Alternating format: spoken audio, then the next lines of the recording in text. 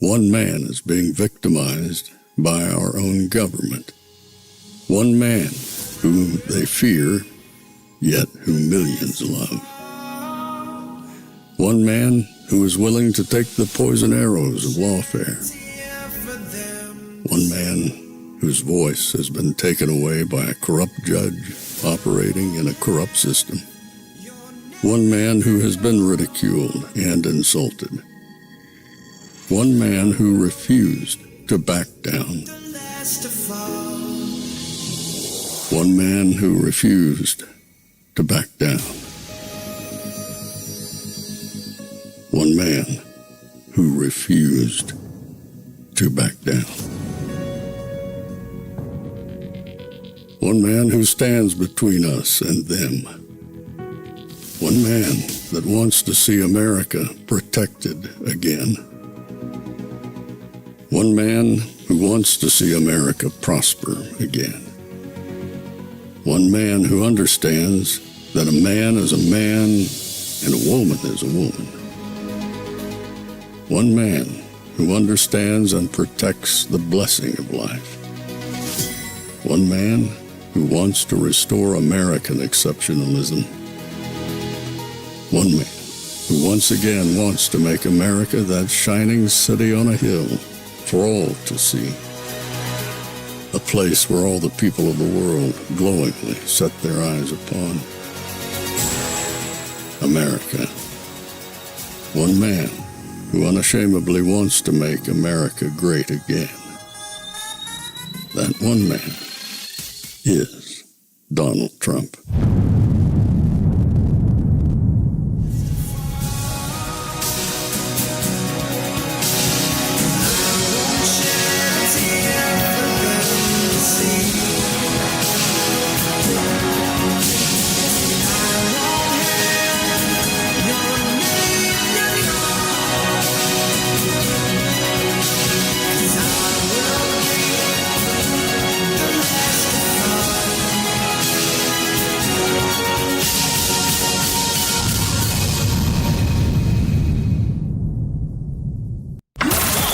This is Fanfare with Barry Cunningham.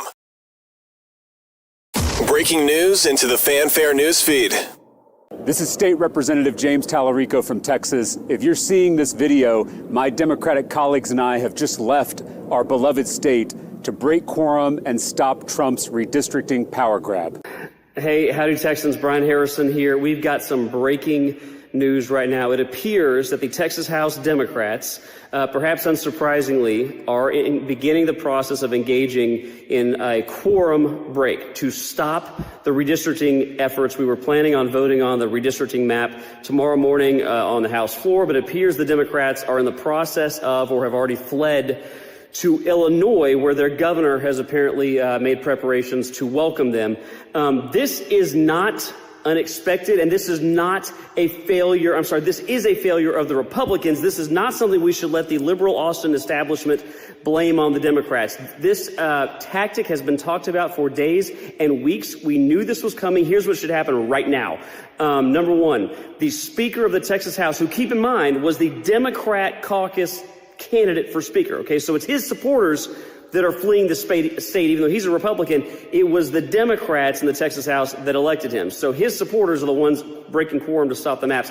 If the Speaker of the House is serious about delivering for Republicans and President Trump, he would immediately, and this is what I am calling on him to do right now, he should convene immediately a session of the Texas House, get him or somebody else to go preside over the body, and immediately move for what's called a call of the House. The call of the House is what would authorize law enforcement to immediately be dispatched to arrest, detain, and bring back to the Capitol for the purposes of establishing a quorum these Democrats who are violating their constitutional duty and fleeing the state to thwart the will of the voters. So that's what I'm calling on the Speaker to do right now. If he's serious, he would immediately convene a call of the House and go out and arrest these Democrats. And once they cross state lines, the governor of the state of Texas needs to do everything he can with his federal partners to arrest them and extradite them back to the state of Texas. The future of our country is on the line.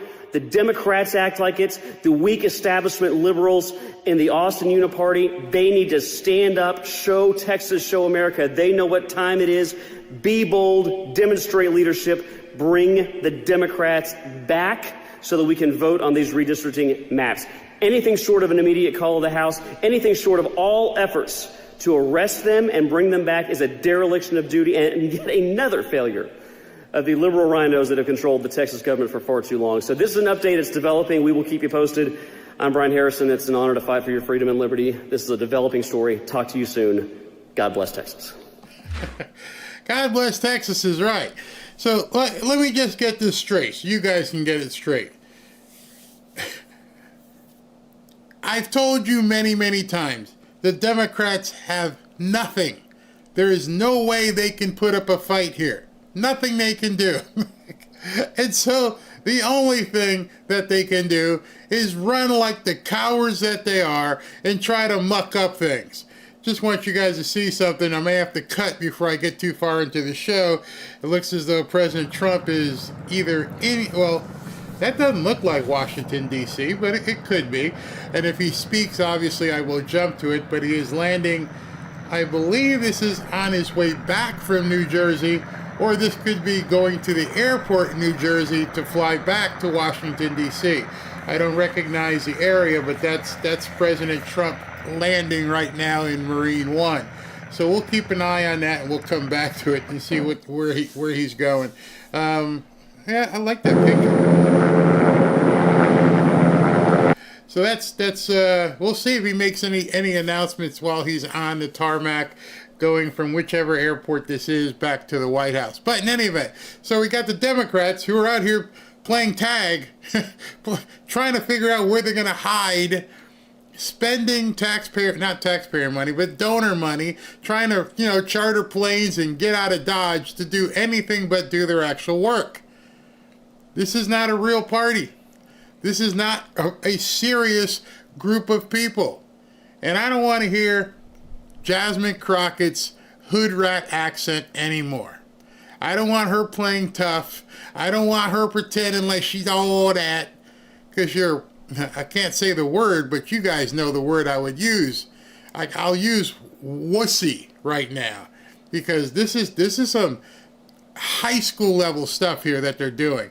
As you're watching, that looks like a Marine One, but President Trump is taxiing, and we'll just keep an eye on that. And if he starts talking, obviously I will take it. What you guys can see what's going on with the helo coming in. So anyway, so as this is happening, let me go ahead. I see Secret Service. I don't see U.S. Air Force One anywhere. So and I don't see the vehicles. And if this has got to be coming back from New Jersey, because if this was landing at Andrews, they'd already be going to the airport. So this is obviously President Trump being transported to the airport in New Jersey to fly back to Washington. And when he comes off the plane, I'll get to it because I want to keep this thing going so you guys can see this. So the Texas House at this point. The Texas media is beginning to cover this, and as they're covering it, there's nothing good for the Democrats. It says Texas House Democrats flee the state in a bid to block GOP's proposed congressional map. The lawmakers' absence means the lower chamber won't have enough members present to function. Stalling. It's inevitable. They don't have the votes, so all they can do is run away and try to stall. The passage of a draft map, Democrats have condemned as a political power grab. And there they are, packing their bags and getting out of here. They can't stand the heat. They got to leave. All right, so let's continue with this. The Democrat lawmakers fled the state Sunday in a bid to block passage of a new congressional map designed to give the GOP 5 additional seats in the U.S. House next year, raising the stakes in what's poised to be a national fight over redistricting ahead of next year's midterm election. Now understand, as you're watching this and as you're waiting to see what happens here, again, people are saying how the Republicans are going to lose the midterms. Well, have you taken into account that Texas's entire counting and what's seats are going to be there. They may lose 5 seats. Come on. I love how, man, don't you guys just love the pageantry of the Marines as they strut up to the machine there? Let's go ahead and jump and just watch this for a little bit. I just love that. Look at the guy walk, man. That is so cool.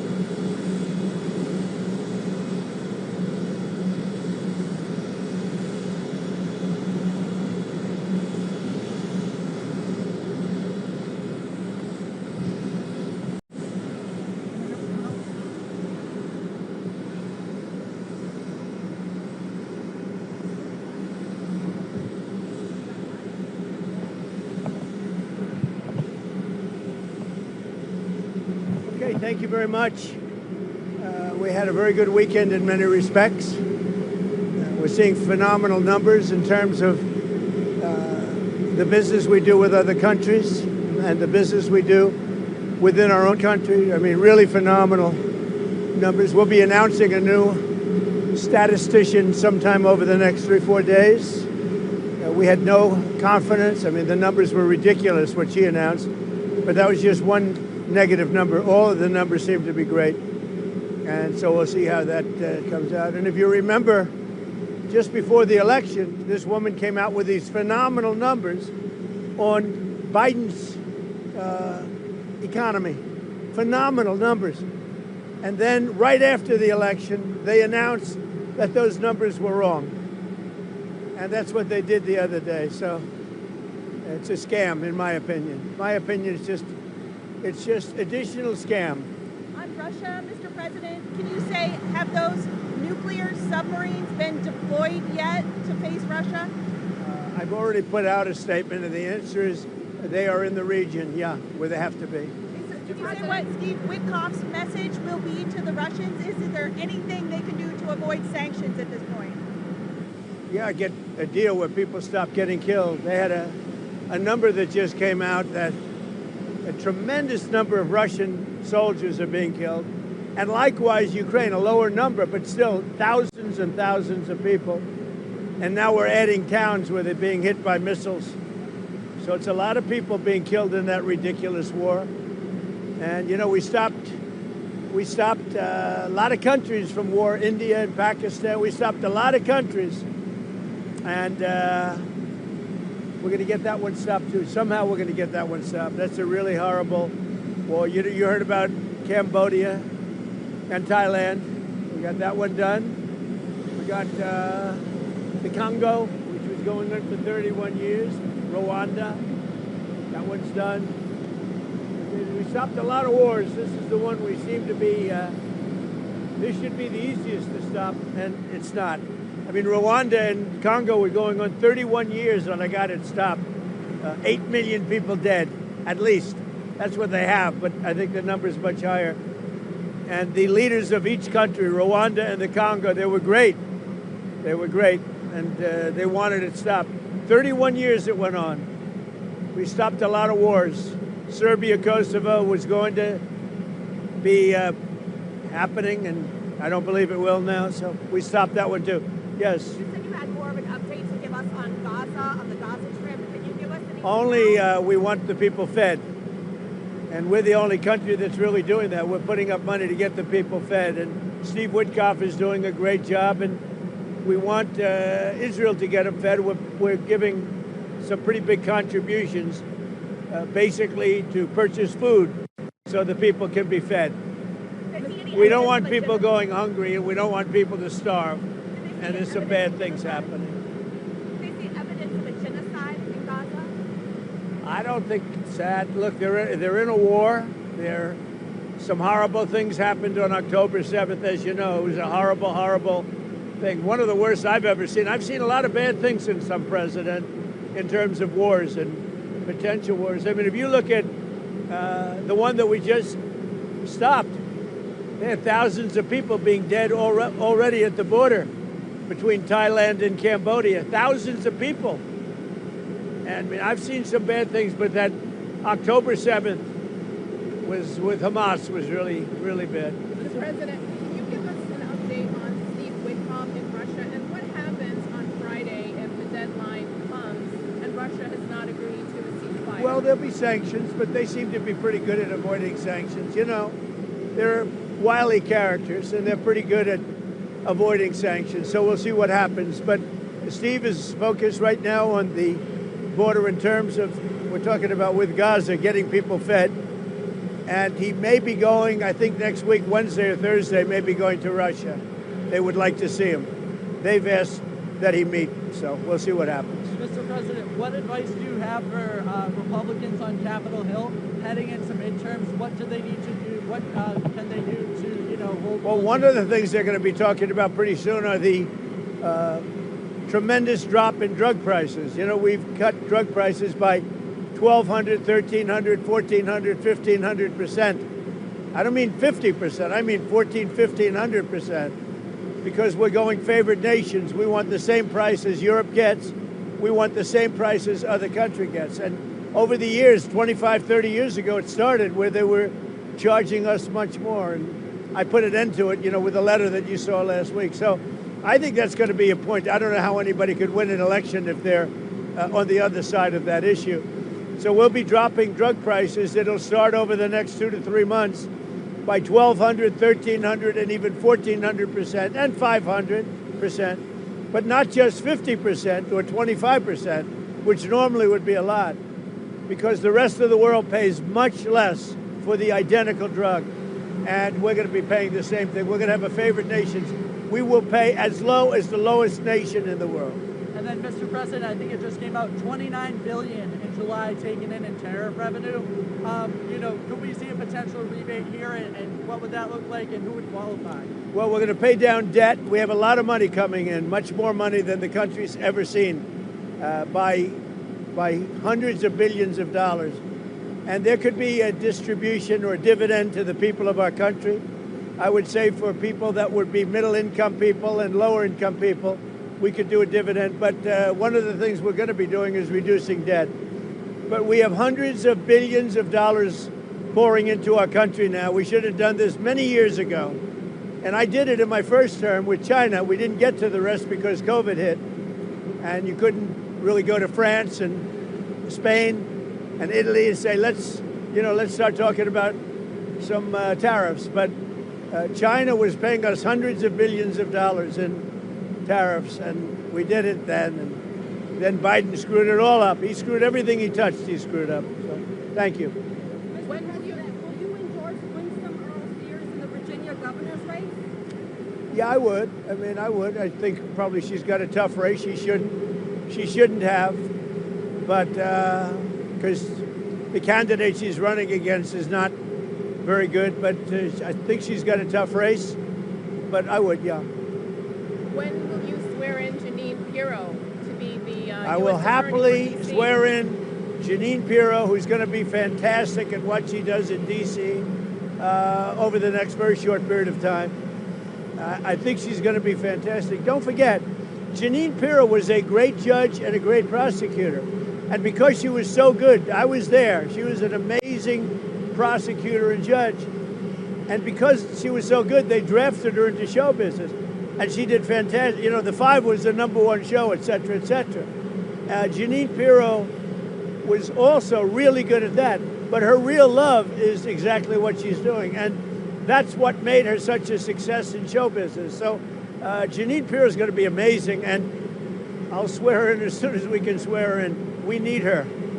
She's going to be amazing. Mr. President, are you happy with how the Rose Garden turned out? And will you have some kind of event for the Rose Garden? Are you happy with how it turned out? Yeah, we're getting great reviews on the Rose Garden, and we had to do it. As an example, when we had a press conference, you'd sink into the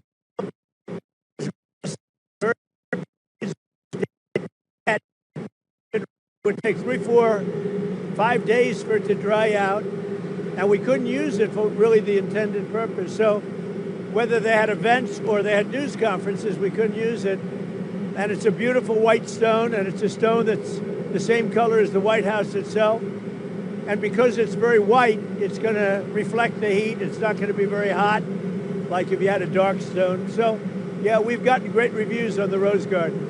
Any update on the search for the Federal Reserve Board? Have you been interviewing candidates? No, I have a couple of people in mind. I'll be announcing somebody for the filling of the person that left. A woman left, as you know, who was I guess a Biden appointment, either Biden or Obama, but I think a Biden appointment. And she left early, and I think she left because she agreed with me on interest rates, and yet they were on the other side of the ballpark, right? So I'll be announcing that probably over the next couple of days. Mr. President, one more on tariffs here. As you continue to, pile up these trade deals, are you kind of gaining more leverage over countries that haven't come out with? Yeah, I'm not looking for leverage. I'm looking for fairness. We want reciprocal as much as possible. Sometimes reciprocal would be too much for them to handle because it would be a much bigger number. But we want to see some reciprocity. We want to see reciprocal wherever we can. And all I can say is this: our country will be taking in hundreds of billions of dollars. You just said it. Already we're taking in, billions and billions of dollars. And it was very unfair. The world treated us very unfair.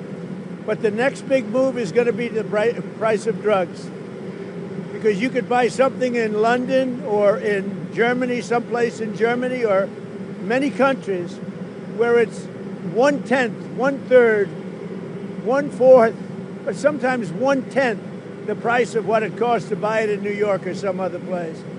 And we're not doing that anymore. We're not allowing that anymore. That started many years ago when people were asleep at the wheel in this country, and they allowed that to happen, and I'm stopping it. I'm a UN ambassador. Will that still be a cabinet level position, sir, or not? I don't know. I haven't determined that yet. That's a good question. I'll make a decision. He's a very good guy, but I'll make a decision. Mr. President, what is your relationship with Laura Loomer? What kind of influence with Laura Loomer? What kind of influence does she have in the White House? I think she's very nice. I mean, I know she's known as a radical right, but I think Laura Loomer is a very nice person. I've known her for a long time. And, personally, I think she's a patriot. And she gets excited because of the fact that she's a patriot. And she doesn't like things going on that she thinks are bad for the country. I like her. Okay? Mr. President, actress Sydney Sweeney, it came out this weekend that she was a registered Republican. Any thoughts on that? That who was? Sydney Sweeney. She's like a very hot actress right now. She's a registered Republican? Yes. Oh, now I love her ad. Is that right? Is Sydney Sweeney? You'd be surprised at how many people are Republicans. That's what I wouldn't have known, but I'm glad you told me that. If Sydney Sweeney is a registered Republican, I think her ad is fantastic. Okay, thank you very much, everybody. Thank you, Mr. President.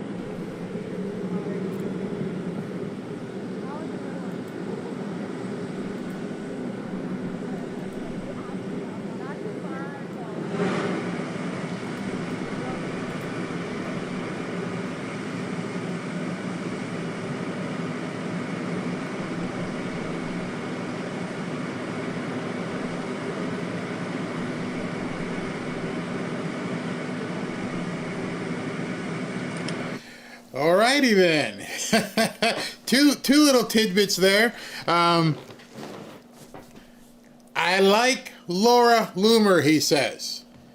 He came out and just said, I like Laura Loomer. People are going to be freaking out. They're going to be dropping biscuits. They're going to be going crazy. He actually named her. Somebody asked a question, he could have straight on. I like her. I like Laura Loomer. Wow. Wow. And then, of course, he talked about Sydney Sweeney, which, yeah, we've seen Sydney Sweeney and we've seen her assets and per se. Wow, wow. So he comes out and grasps Sydney Sweeney and Laura Loomer. Well, in regards to Sydney Sweeney, let me just say this. The Democrats had a chance, and here's another person that they pushed off the reservation. And I don't mean that in a bad way, so don't give me no flack about that. But Hollywood is different. People don't realize it's much different than they actually think. I'm looking down and I'm just checking to see if he's coming back out or anything. I can't see. No, doesn't seem to be coming out. But yeah, we'll wait and see. I'll keep the feed up just in case. But since President Trump was talking about Sydney Sweeney and her appearance to young men, maybe we should talk about tonight's sponsor. Tonight's sponsor is Juvenon. Today's show is brought to you by Juvenon. Are you feeling tired, sluggish, or foggy? It could be poor blood flow.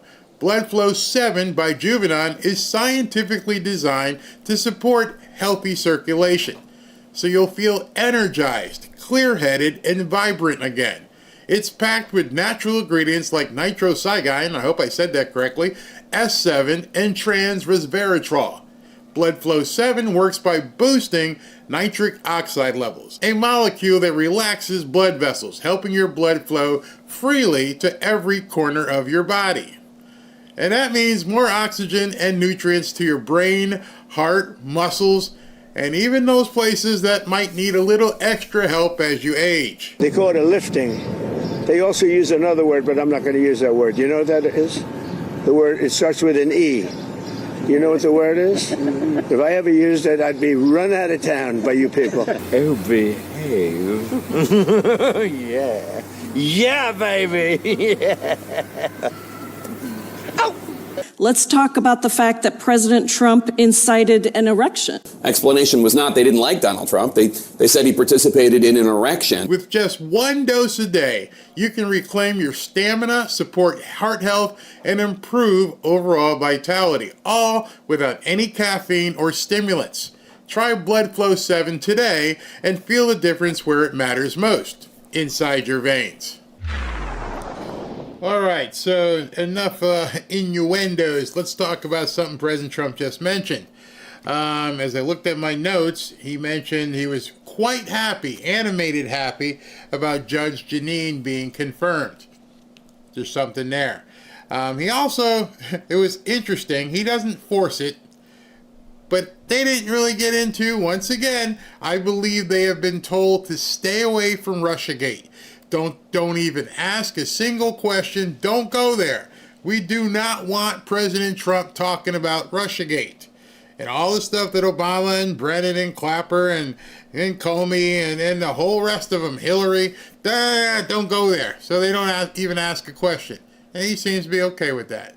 But I guess what we can say is the big thing that he was smiling and he liked, and don't know if you guys have seen it, but he talked about the recap of July and $29 billion being brought into the country from the tariffs.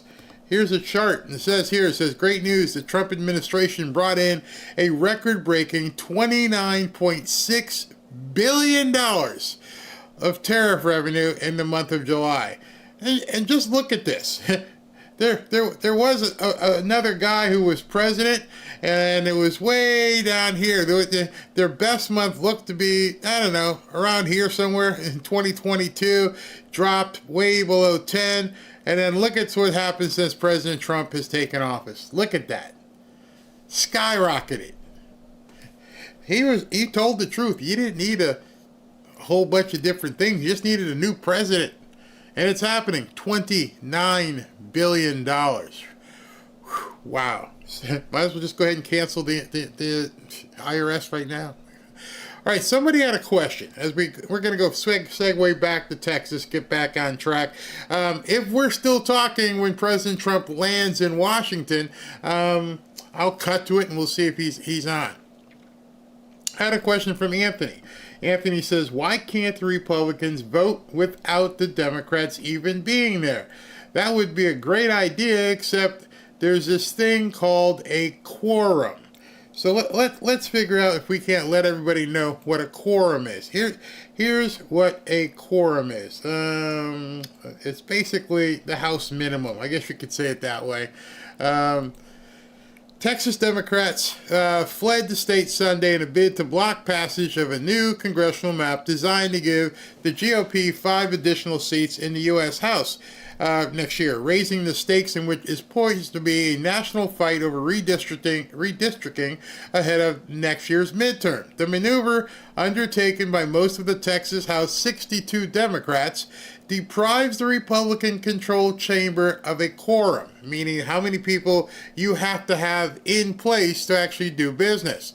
The number of lawmakers in Texas needed to function under House rules ahead of scheduled Monday votes on the draft map right now is at least 100 members. So if you don't have 100 people there to vote, then they're not going to allow you to move forward. Democrats know it. They play dirty games and they run out of town. They hide. They absolutely just, literally, you saw them getting on a plane. Pieces of crap, each one of them. Dozens of Texas Democrat lawmakers will now flee the state to avoid allowing Republicans in the legislature to pass the map, which adds 5 GOP House seats, would destroy them. They want to break quorum, and AG Ken Paxton has stated plainly if they do this, they may be arrested. FAFO time. They're going to Illinois, and they're going to other states. They're trying to basically run away. And so, at that point, the Texas Rangers would have to go get them and bring them back, put them in jail, and drag their butts into the House to do the job that they're voted for. They were voted in to do the job of the people, and they're taken off. We're in such a bad place when the Democrats now, with everything you've seen over the last, couple months, they are advocating illegality. They don't care. Do whatever you need to do. If you need to go against your vow to your constituents, so what? It stops Trump. Everything's okay as long as it stops Trump. It sucks. It's incredibly stupid. But they'll do it if it means they can stop Trump. Nick Sorter here says, breaking, Texas Attorney General says the Democrats who fled the state to block the vote to pass the updated House map should be arrested and brought back. Democrats in the Texas House who try and run away like cowards should be found arrested and brought back to the Capitol immediately. We should use every tool at our disposal to hunt down those who think they're above the law. I'm good with that. I'm really good with that. I am so good with that he should already have people on the ground looking for these people, waiting to find out where that plane is going to land and go after them. This is absurd. What you're seeing on your screen is the Air Force One, although it's not the big Air Force One, is getting ready to take off in New Jersey, and it's heading back here, well, not here, but heading back to Washington, D.C. And as it takes off, if I get a shot, I'll go ahead and keep that up there. So that's what they're doing. Dustin Burrows, who is the House Speaker in Texas, I think the big bird's getting ready to take off right now. Looks like it's got clearance. So let you guys see President Trump take off.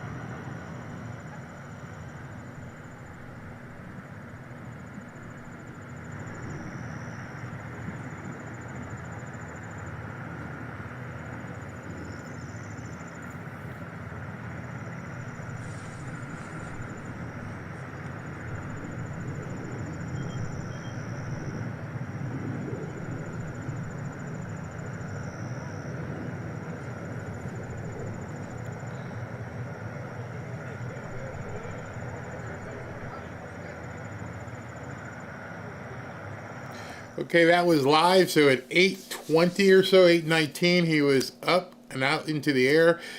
Pretty short flight from New Jersey to Washington, so he may land while we're still talking. We shall see.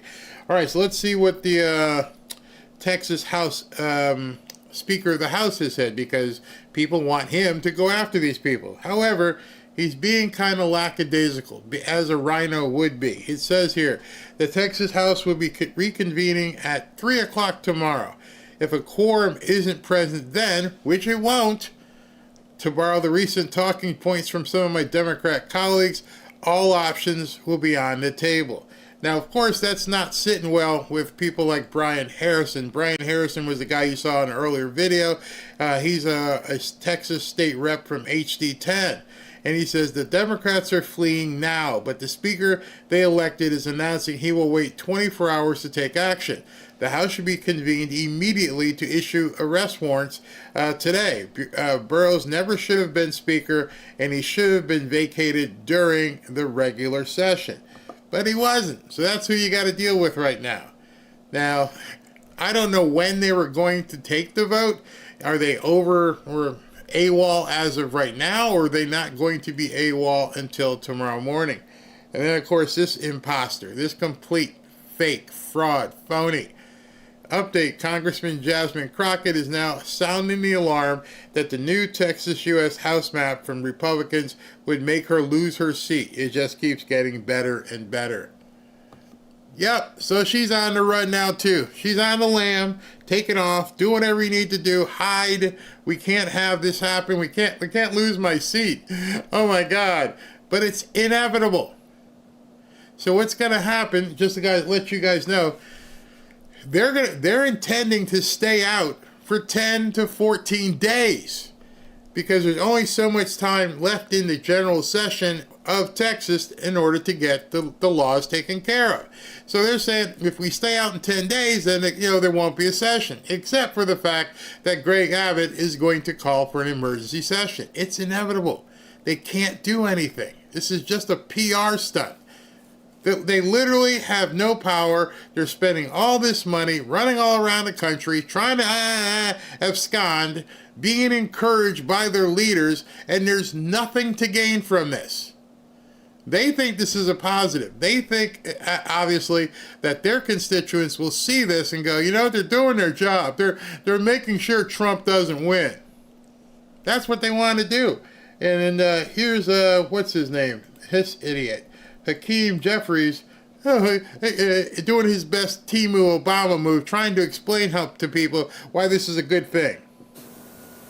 Donald Trump has ordered Greg Abbott and compliant Texas Republicans to race back to Austin, have a special session in order to rig the congressional map and undermine the ability of Texans to have a free and fair midterm election. That is wrong. You deserve better. The people of Texas deserve better. That's why I'm so thankful for the leadership of the members of the Texas congressional delegation and the Texas state legislature, who aren't fighting for themselves, unlike the other side of the aisle. They're fighting for a government that actually responds to the people of Texas in a way that is designed to solve real life, everyday challenges. Where in their, oath, the jobs that they're supposed to do, does it say run from the fight? This isn't fighting. He's trying to make people think this is the fight. We're getting in a fight. No, you're running away from the fight. There is nothing I've ever been in that says, if you just run away right now, you're going to look good. Everyone's going to see that you didn't want to step on the field against these people, so you ran back in the locker room so that they couldn't blow the whistle. They couldn't say the game was over. No, you look like pansies. You look like disruptors. That's it. Everybody's sitting there looking at you. You can give whatever speech you want. The people look at you like, man, losers. This is what you do? This is what you want to teach children? if you get beat, run away so they can't count the score? Break the scoreboard? Do whatever you need to do so they can't count you out? No, you teach your kids, take the L and get better next time. That's what Democrats won't do. They never take the L. That's why the entire thing with the Russiagate stuff is because they couldn't take the L. They could imagine that Hillary got beat. So this is just a sample of who the Democrats really are. They're losers. They'll always be losers. And the only way they win is to cheat. And they're doing it on a grand scale where people can see it here. And you got people standing behind them going, yeah, bro. Yeah, run. I don't want my grandson to see anything like this. I don't want my granddaughters to have anything like that in their mind. You're going to get beat. Sometime in your life, in a game, in business, you're going to get beat. Take your lickings and figure out better next time how you can do something. But not these people. They never, ever, ever want to look in the mirror and say, maybe we suck. Maybe we just don't have anything to offer the American people. Maybe it's just us. Maybe we stink. Maybe we need to take a shower. But they'll never do that. The people of Texas deserve better. In this great country, our system that was gifted to us by the framers of the Constitution should be one where the people of Texas are able to decide which elected officials have the ability and honor to represent them in Washington. That's loser speak. They did. That's exactly what the people of Texas did. Hey, listen, we want you guys to go in there and beat the pants off these people. And once you get in there, redraw these lines and do what you need to do so we can beat them. As, who was it, Obama? Elections have consequences, Hakeem. You lost. When you win, you don't care if you redraw things. When you lose, it's like, oh my gosh, I can't believe they're doing this to us. And it's exemplary of the entirety of the Democrat Party. Instead, Republican politicians want to choose their voters. That is wrong, and it will undermine the quality of life of the people of this great state. It has been said in the early days of the Republic that when the people fear the government, there is tyranny. But when the... I understand as he's saying this, and he's talking about the people of Texas. The people of Texas deserve better. You're from New York, bro. Where are my people? There's none of them here. They ran. My people aren't here. You had to fly down from New York or Washington or wherever. My people aren't here. They flew the coop. They turned and ran. They tucked tail. What the hell are you talking about? There is nothing honorable about what they're doing. You can't twist a loss into a win by stomping your feet and taking your toys and running home. You just look stupid, especially when it's inevitable. They're going to come back, whether they get dragged back or otherwise. They're going to come back. It's going to get voted in. You lose. It's a loss waiting to happen. You're just extending it and making whining and causing problems when there's nothing you can do about it. Zippo. It already went to court. You lost. I don't know if you guys knew that. It already went to court. They can't even challenge it anymore. There's nothing there. You're wasting time. Wow. Government fears the people, there is liberty. So this fight is not over, it's just beginning. And led by the people standing behind me, there is an ability for the people of Texas to make their voices heard, show up, stand up, speak up for what is right, for their opportunity to determine their own destiny through the gift of democracy and free and fair elections. But the only way that will be brought about is if together we're able to stop the effort to gerrymander in a way that also violates the Voting Rights Act, the Texas congressional map, as part of their scheme to rig the midterm elections. It can be done, and if anyone can do it, it's the people of the great state of Texas. So if you notice, as you've heard even just today, the number of speeches and things that people are saying, they are completely, at this point, completely relying on people rioting. That's it. They want these people to put their lives and wherewithal in jeopardy. So it's like, yeah, look, we're fighting back. Well, actually, I'm not. I'm sitting back here in my $500,000 suit. I'm going to sit here and stay clean. Y'all go out there and burn stuff and fight. Because I can give speeches, but you don't expect me to get out there and like start acting a fool. Even Jasmine Crockett, where is she? Gone. Talked a lot big game, right? She talked a whole lot of game. She's gone. But they're telling you to go out into the street and fight. What do you do tomorrow when you wake up and find out there's nobody there? Or if there are people protesting, it's people you had to truck in and none of them are actual Texans.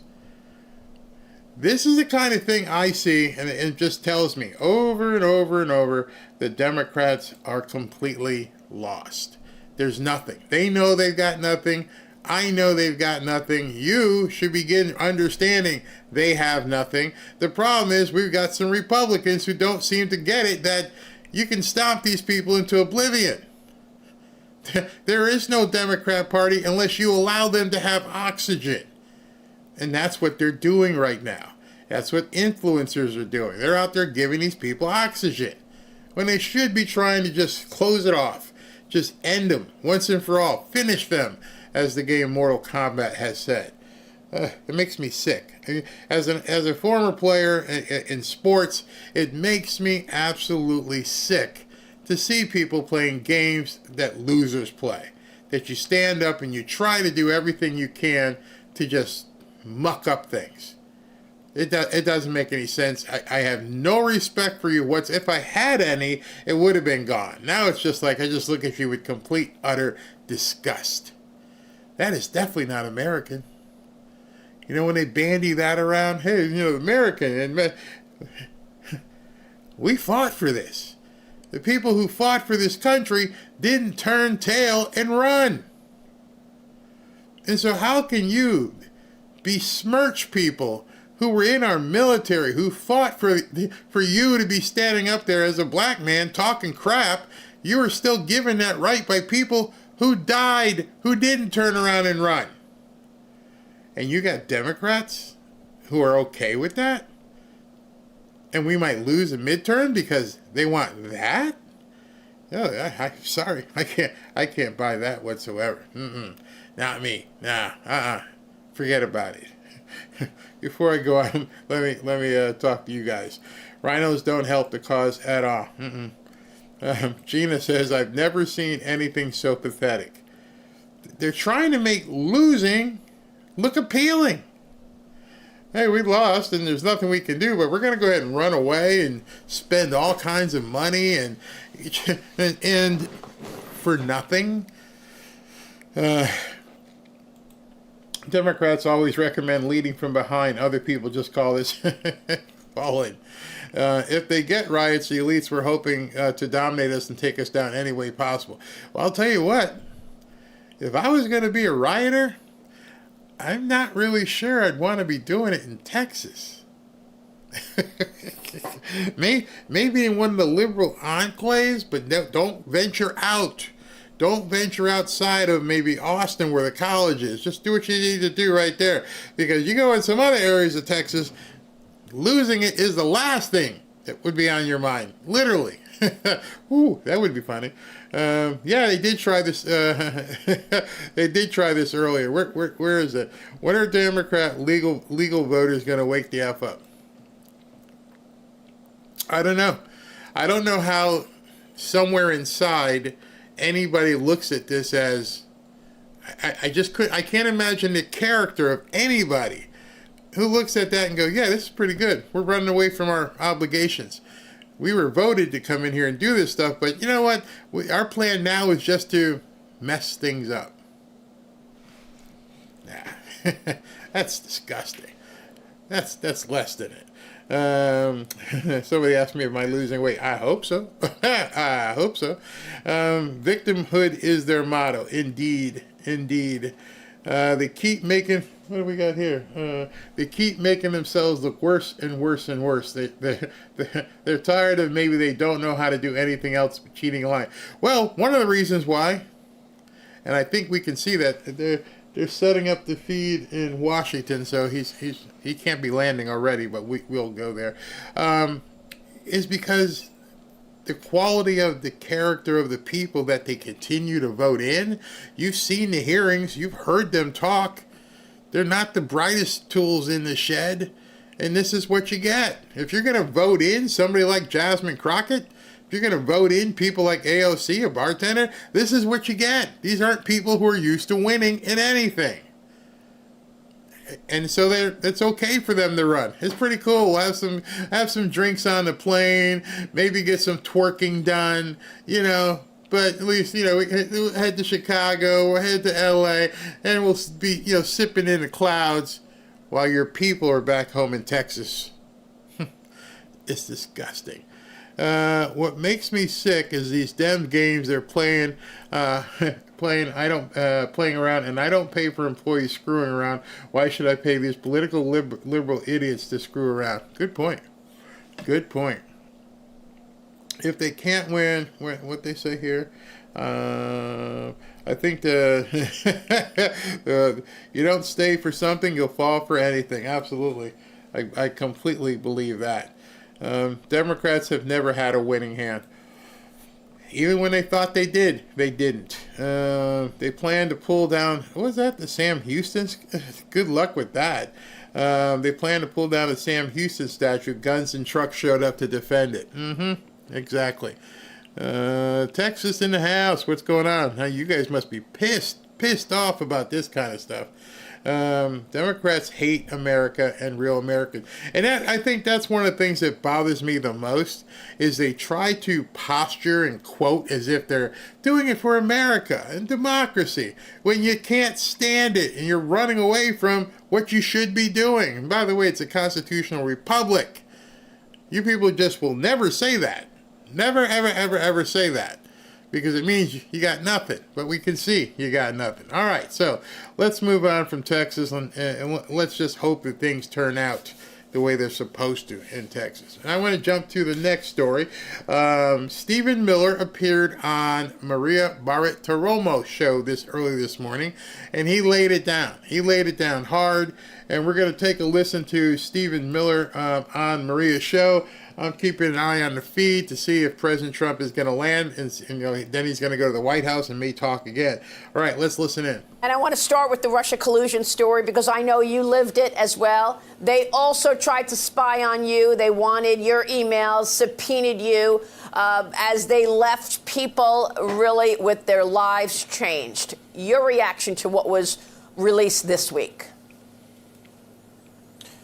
The Russia collusion hoax against President Trump remains the single greatest hoax and the greatest assault on our democracy in the history of this country. There's no comparison, there's no parallel to anything else. It was a coup, and I'm using that term literally. It was a coup to overthrow a democratically elected government, a coup carried out by the intelligence apparatus of this country, by the deep state, by Hillary Clinton and the Democrat Party. The new information that has been revealed by the Director of National Intelligence and by the FBI eliminates any scintilla of doubt about the intention, the premeditation, the planning and orchestration of this conspiracy. It meets all of the criminal elements of a seditious conspiracy against the United States. It meets the criminal elements of an insurrection. It meets the criminal elements of a conspiracy against the government and the criminal elements of a conspiracy to deprive citizens of their civil rights under color of law. One egregious felony after another. And because it is a conspiracy, as demonstrated by the forethought of realizing and documenting that they understood that this was fake from the beginning, meeting the mens rea standard in law. Because of that, because it is a conspiracy, every single individual actor is now part of that conspiracy. So that includes Brennan and Clapper and Comey and Hillary and Schiff and everybody else who knowingly and willfully perpetrated this plot, this coup, this conspiracy, this scheme against President Trump and the government of the United States. And now is the time and the hour and the moment for accountability so that we can reclaim this democracy, Maria. Well, do you... He's laying it down. Absolutely laying it down. So he named all the co-conspirators, put it out there. Hillary, Comey, Clapper, Brennan. He didn't say, I don't know, did he say Obama? I'm not sure if he said Obama. But in any event, it's out there. It is a criminal conspiracy. And what you have to realize when you're watching this is Trump's, one of his right-hand men. And he knows, hey, listen, I'm going to be on Maria's show today. Okay, I'm going to say this and this. Okay, you got it. Okay with the lawyers? Yeah. Okay with PR, communications? Caroline, you all set? Yeah. Go for it. These guys do not go on these shows and just wing it. They know specifically what message they're going to put out. So he's saying it right now. It is a full-on treasonous sedition, whichever word you want to pick, conspiracy. It's out there. Straight up. Tulsi Gabbard said it. Stephen Miller said it. I believe we will actually get accountability. We've been demanding accountability now for a decade. Our audience is well aware that this is the biggest political scandal we have ever seen, and an effort to undermine and take down a duly elected president. But now we want to see the tricksters face the consequences. Will they? I have complete confidence in the Department of Justice to follow these facts, to follow this new, further avalanche of evidence, and to take all the necessary legal steps to ensure that the wrongdoers, the coup plotters, the schemers, and the insurrectionists are held fully accountable under the laws and Constitution of these United States. Yes, Maria, I believe that. Now... Yeah. Ooh, straight up. Hey, do you think there's going to be accountability? Yes, Maria. We're going to go after him. So at this point, there's got to be a lot of Depends being sold in Washington right now. He didn't pull any punches. And he closed it with, yes, Maria. So it's coming. It is now August 3rd. It's coming. Those are people who said nothing's happened. He didn't give a time frame, obviously, but he said, I am completely confident. It's coming. Yes, Maria. You can feel confident yourself right now going, okay, that's a big step to take. See, even Tulsi said, remember what Tulsi said? I'm going to give it to the Department of Justice, and it's up to them. I'm not a lawyer. Remember, she said that. She couldn't go as far as convicting and saying, yeah, they're going to get arrested. Stephen Miller comes out here today and says, yes, they will be arrested. Last weekend, John Ratcliffe, a CIA director who is a former prosecutor, former DNI, told us that that the statute of limitations, the 5-year statute, does not apply when it comes to conspiracy. And he says the conspiracy is ongoing because they still won't admit it. The conspiracy is still happening. So what is your take on what Ratcliffe told us last week? Oh, he's completely right. So several of the statutes I mentioned, we have not even come close to eclipsing the statute of limitations. But more than that, it is an ongoing and continuing conspiracy. It continued through the entirety of President Trump's first term. It continued through the entirety of President Biden's term in office. And it continues to this day. There are all right, so that's important for you guys to all know right now. You now have a source in the White House who has confirmed. A lot of people on X are saying all these different things. He has now, and obviously again, he has talked to Pam Bondi. What should I say? How should I say it? Yes, the statute of limitations has been extended. The people who did it then are still doing it today, which then, in essence, strings it out, makes it just, it hasn't ended, so it's the statute of limitations couldn't have expired. And so he just said, you now have an actual person in the White House who has come out definitively, who told you at this point, there are no statute of limitation problems here. We got it all. We're going to go after him. We are going to arrest him. And there is no statute of limitations issue. Deep state coup plotters who are trying to conceal and hide this information on behalf of the people they are protecting. There are still staffers in Democrat offices who know the full truth, who are concealing that truth. So all of this behavior, all of this conduct collectively means the conspiracy hasn't ended, is ongoing.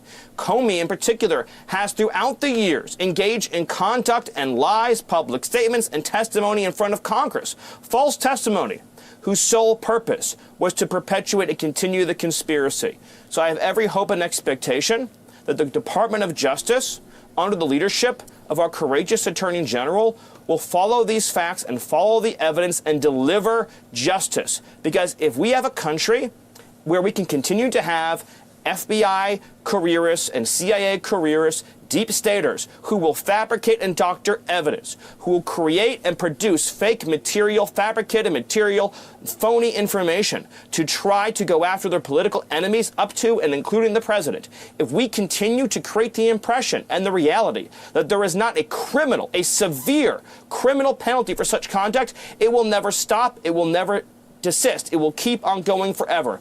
And we will continue to have a country that is sabotaged endlessly by the production of fake documents, fake material, fake plots against democratically elected officials. We can't have that. There must be consequences. Well, I mean, it's... Now, you know, like I said this afternoon, when we did this afternoon show, and people are still saying stuff like, oh, I haven't seen anything. Nothing's going to happen. I'll believe it when I see it. Hopefully some of you can explain to them, what have you not seen? I'm not going to go through it again, but they've been in office 5 or 6 months. Trump got inaugurated in January. Pam and Cash came in a little while after that. 5 or 6 months for an investigation on crimes that took place as far back as 10 years ago. And people are saying nothing's happening. Well, he's telling you it's happening. But they're going to make sure this thing gets buttoned up with a bow before they do anything in that regards in terms of come public. You don't know if they've convened a grand jury. You don't know if a grand jury has come out with some indictments. You don't know. And to say nothing's happening means that you don't trust Trump, you don't trust Stephen Miller, you don't trust anybody. Until you see somebody arrested, you're saying, nothing's happened. Fine, that's your prerogative. But you're not being honest with yourself, and that's a problem. You know, there's none of us can change your mind. None of us wants to change your mind, but you're kind of letting us know that you're not really understanding the process here. If you think in less than 6-7 months that Pam Bondi could walk in there and just start plucking people. Oh, wait a minute. Let me rephrase that. Start plucking the biggest prizes out there. You think that somebody just off the cuff can go arrest somebody like Hillary Clinton and not expect to get completely pushed back with the most high-priced attorneys you could possibly have? You don't think Brennan, obviously Obama, they're going to have the biggest guns available to them.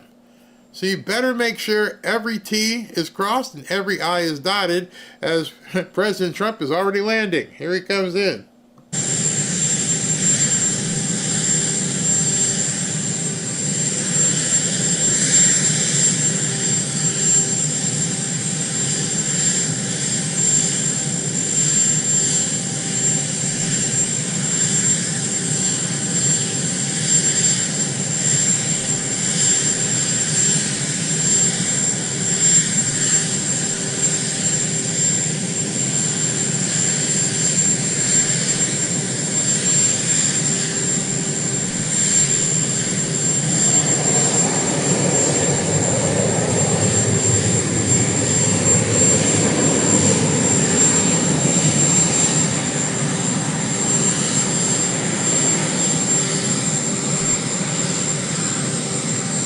Okay, if you comes back out and takes more questions. Obviously, I will cut to it as soon as he walks up and as soon as the bird begins taxiing and gets close to letting him off.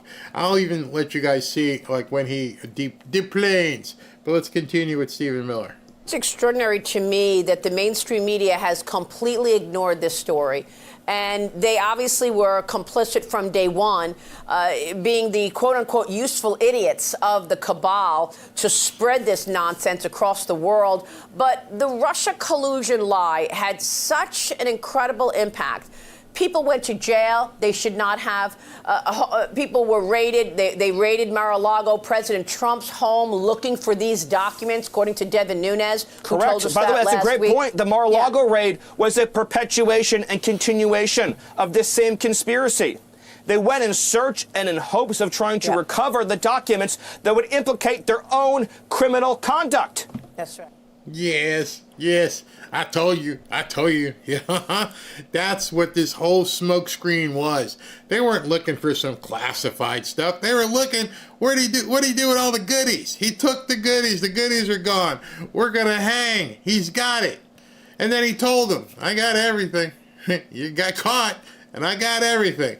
Oh, we need to get down there and go find it. The dude owns property all over the world. I can't imagine his choices if he wanted to hide something. It could be in Scotland. It could be in Turnberry. It could be here in Miami. It could be anywhere in the world. Go ahead and try to find that. They know he's got it. That should also tell you something in terms of people who are wondering about prosecution. They've been looking for this stuff for years. They were willing to throw him in jail. They were willing to kick in the doors at Mar-a-Lago. They were willing to go through Melania's underwear drawer. They needed to get this stuff, and they did everything possible. By land, they also had people in the water. They were trying to do everything possible to get this information back so that nobody would ever see it again. And they failed. So when you say nothing's happening, you've seen it happening. That's one of the things I try to tell people is you've seen it happen. You know what has happened. You understood that they tried to get this guy in jail in Fulton County. They tried a couple different trials with Letitia James and then again with Alvin Bragg up in New York. Then Jack Smith down here. And then July. And then the Mar-a-Lago raid. You've seen it happening. It's been happening. Maybe you're not paying attention. There's a reason why all this has been going on. Did you just think, hey, listen, Biden wants to go ahead and arrest Trump? No, there's a reason for what they've been doing. And so now what you're waiting for is the turnaround.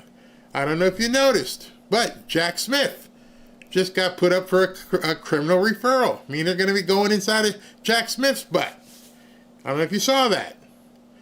So as these things begin coming out, there was somebody who said that Christopher Wray had a criminal referral, but I couldn't confirm that. But I did confirm that Jack Smith is now under criminal referral. So it is happening. You, if you think it's not, you need to open your eyes. And even Stephen Miller is telling you. The entire raid was a perpetuation of this same criminal scheme, as you mentioned. And so many innocent people suffered irreparable harm. Paul Manafort was left to rot in a prison cell because of this ridiculous investigation, this witch hunt that is carried out. How many homes were raided, how many documents were taken, emails were taken against the innocent, against people whose only crime was working for President Trump. Right. And everything that has happened, including, I would argue, all of the interference in 2024 that took place and in 2020 that took place, all the dirty tricks that kept taking place against President Trump were all part of a desire to keep him from getting back into the Oval Office to uncover and expose and share with the world the full truth of what happened, as we are seeing now, Maria. Now that line, what he just said, I don't think enough people understand. I don't think enough people really grasp that. What do you think President Trump's motivation was for even running for president? See, if you think back to what happened and then how it happened and all the things that happened since then, something should come into your mind. You're like, yeah, he didn't need this. He didn't need to do it. He's told you that many times. I don't need to do this. Why did he even run again? I would suggest the reason he even ran for president was to expose all this. This was what it was going to be about. This was his driving force going, I have to. If I don't, nobody else will. And then they could continue doing it. I contend that was his motivation for going back in. I think when he sat with Melania and said, honey, I got to do it. And she's like, go get them bastards. Go get them. They tried to kill you. They tried to take everything. They tried to do this. They do that and everything else. If it was like Robin would have said, go kick some ass. Do what you got to do, honey. Because I've seen what they've tried to do to your family, your friends, your businesses. All of that. Oh, nothing's happening. Really? I've seen a lot happen. I've seen so much happen because I've been paying attention.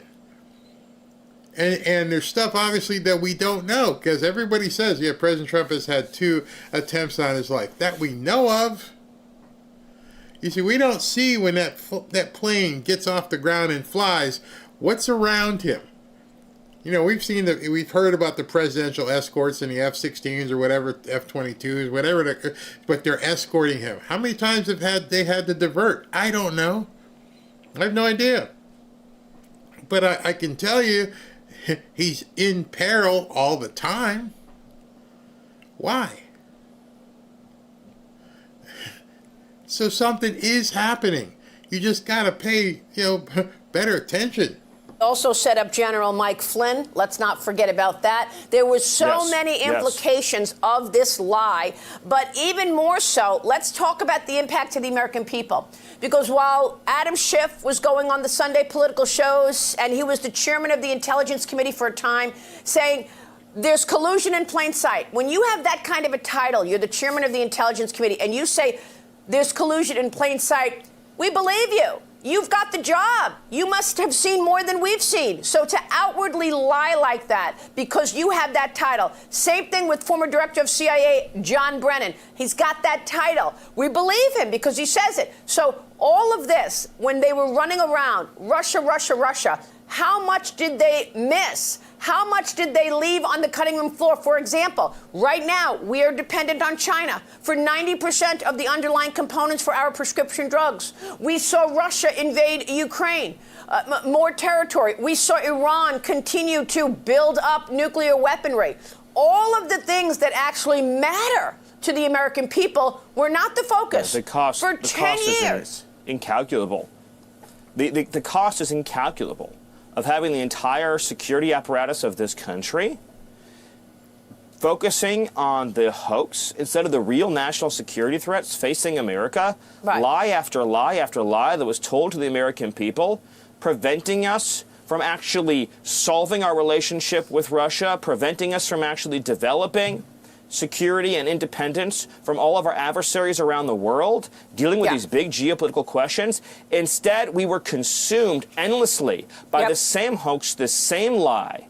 And the charlatans that engage in this conduct are beneath contempt. They are without dignity, and they are beyond redemption. What they have done, you can't even measure the harm that it inflicted. Stephen, so if you can't even measure what these people have done to a country, do you think that this could have been, cleaned up in 5 or 6 months? Seriously, you're talking about a crime against the entirety of the American people.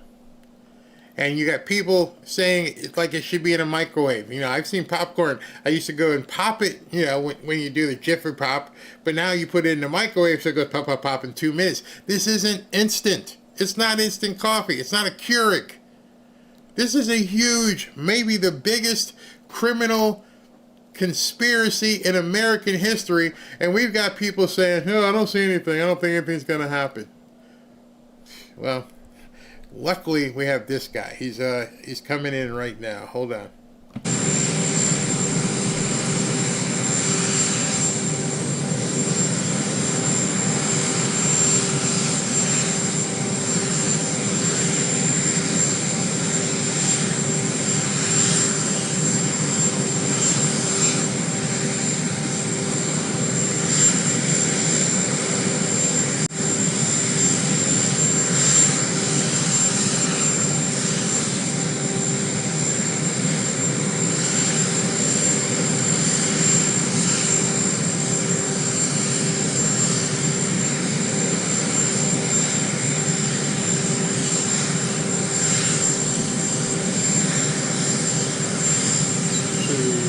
let's wait for him to get off the plane.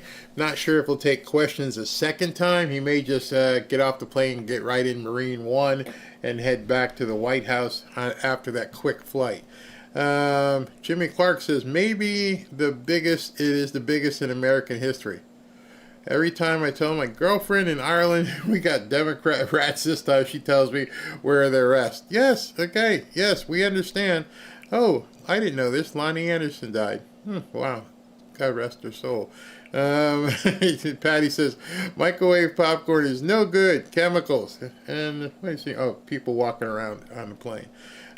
Judgment Day is coming for Obama. Yeah. Let's see. Stephen Miller. They are indeed disgusting.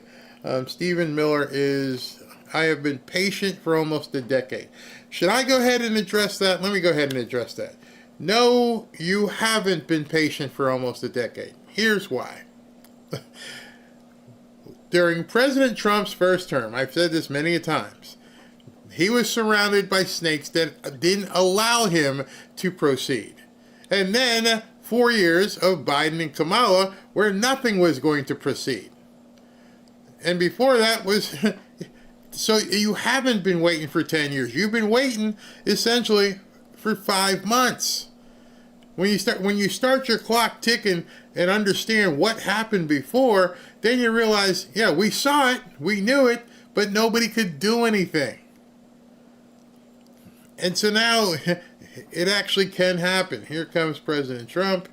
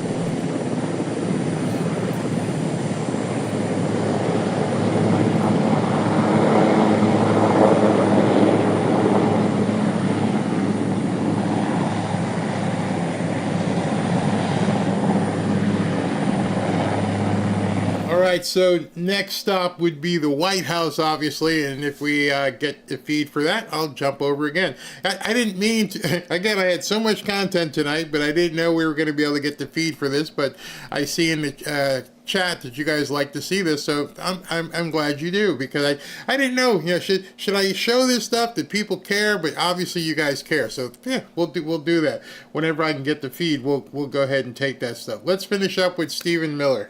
Before you go, take us to today, because President Trump has these deadlines underway. He is telling Russia, you've got days that are numbered. August 8th is the deadline to stop this war in Ukraine. What is he going to do in terms of sanctions? Can he actually stop this war? And what about China and a trade deal? Now, before he answers that, earlier today, I showed you something where, he controlling the narrative.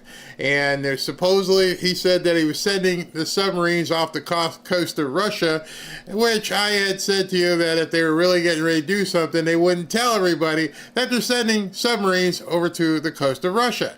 And then they asked him, hey, are the submarines still going over to Russia?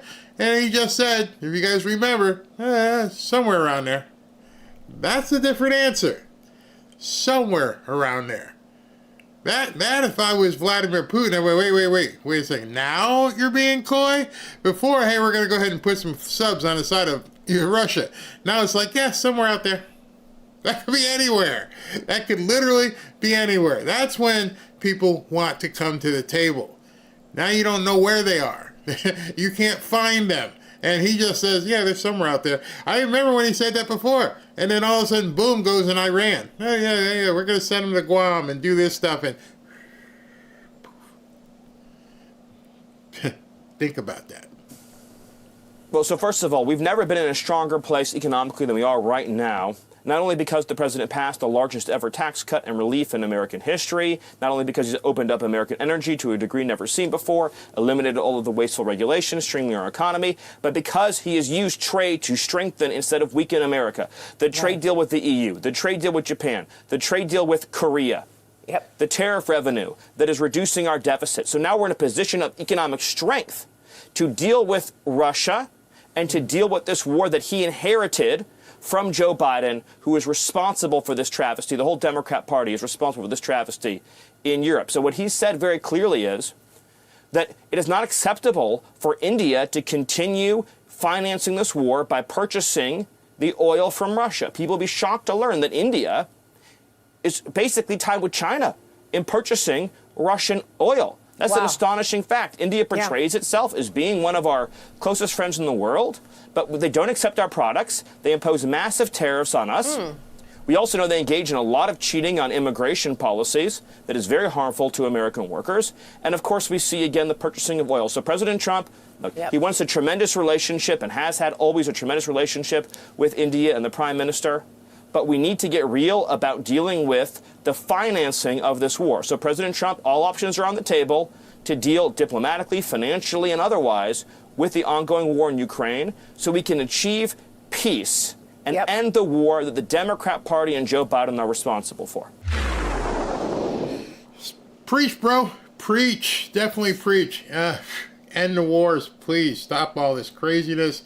Get us back on track. Hey, listen, let me talk to you about, what do we got in here? Wait 1 second. Hit the button. Patriot Addict again. So with Patriot Addict here, we have the big pack, this giant pack that they're using, and I want to tell you guys about it. Let me get down here to this window and make sure I put that up there. All right, this one's pretty huge. I talked about it earlier, and a lot of people are like, you kidding me? I'm like, nope. All right, so they put together another berry pack, but this berry pack cannot be beat. It is phenomenal. So here's what you get. Let me just tell you what you get. And it's just for you guys here at Fanfare. Maybe you guys, if it's too much, maybe you can go halvesies and decide what you want to do. All right, so you ready for this? You get this hat. This hat right here is the Trump 4547 hat. Pretty cool, eh? 4547. Then, of course, you know that they have the Trump red knife. You've seen this many a times. A lot of people have gotten it. The Trump red knife. Pretty cool knife. Yep, you get that. And you also get the Trump signature knife. which is this one. All right, so you keeping count here? You keeping count? I want to let you know you got keeping count. This is the 4547 knife. This is the knife that also has a stencil with President Trump's signature on it. All right, so keeping count at home. You get the hat. You get the signature knife. You get the Trump red knife as well. And you hopefully can close it so Barry doesn't start bleeding while he's making his video. So that's 3 things, right? That's right. This sounded pretty good so far, I bet you. Probably thinking to yourself. Then you also get the Trump blanket, which I'm trying to delicately get here. Where is the Trump blanket? And let me show it to you. And moving it around, and here we go. You get this big, giant blanket. All right, so you're keeping score at home. You get the blanket, you get the hat, you get both knives.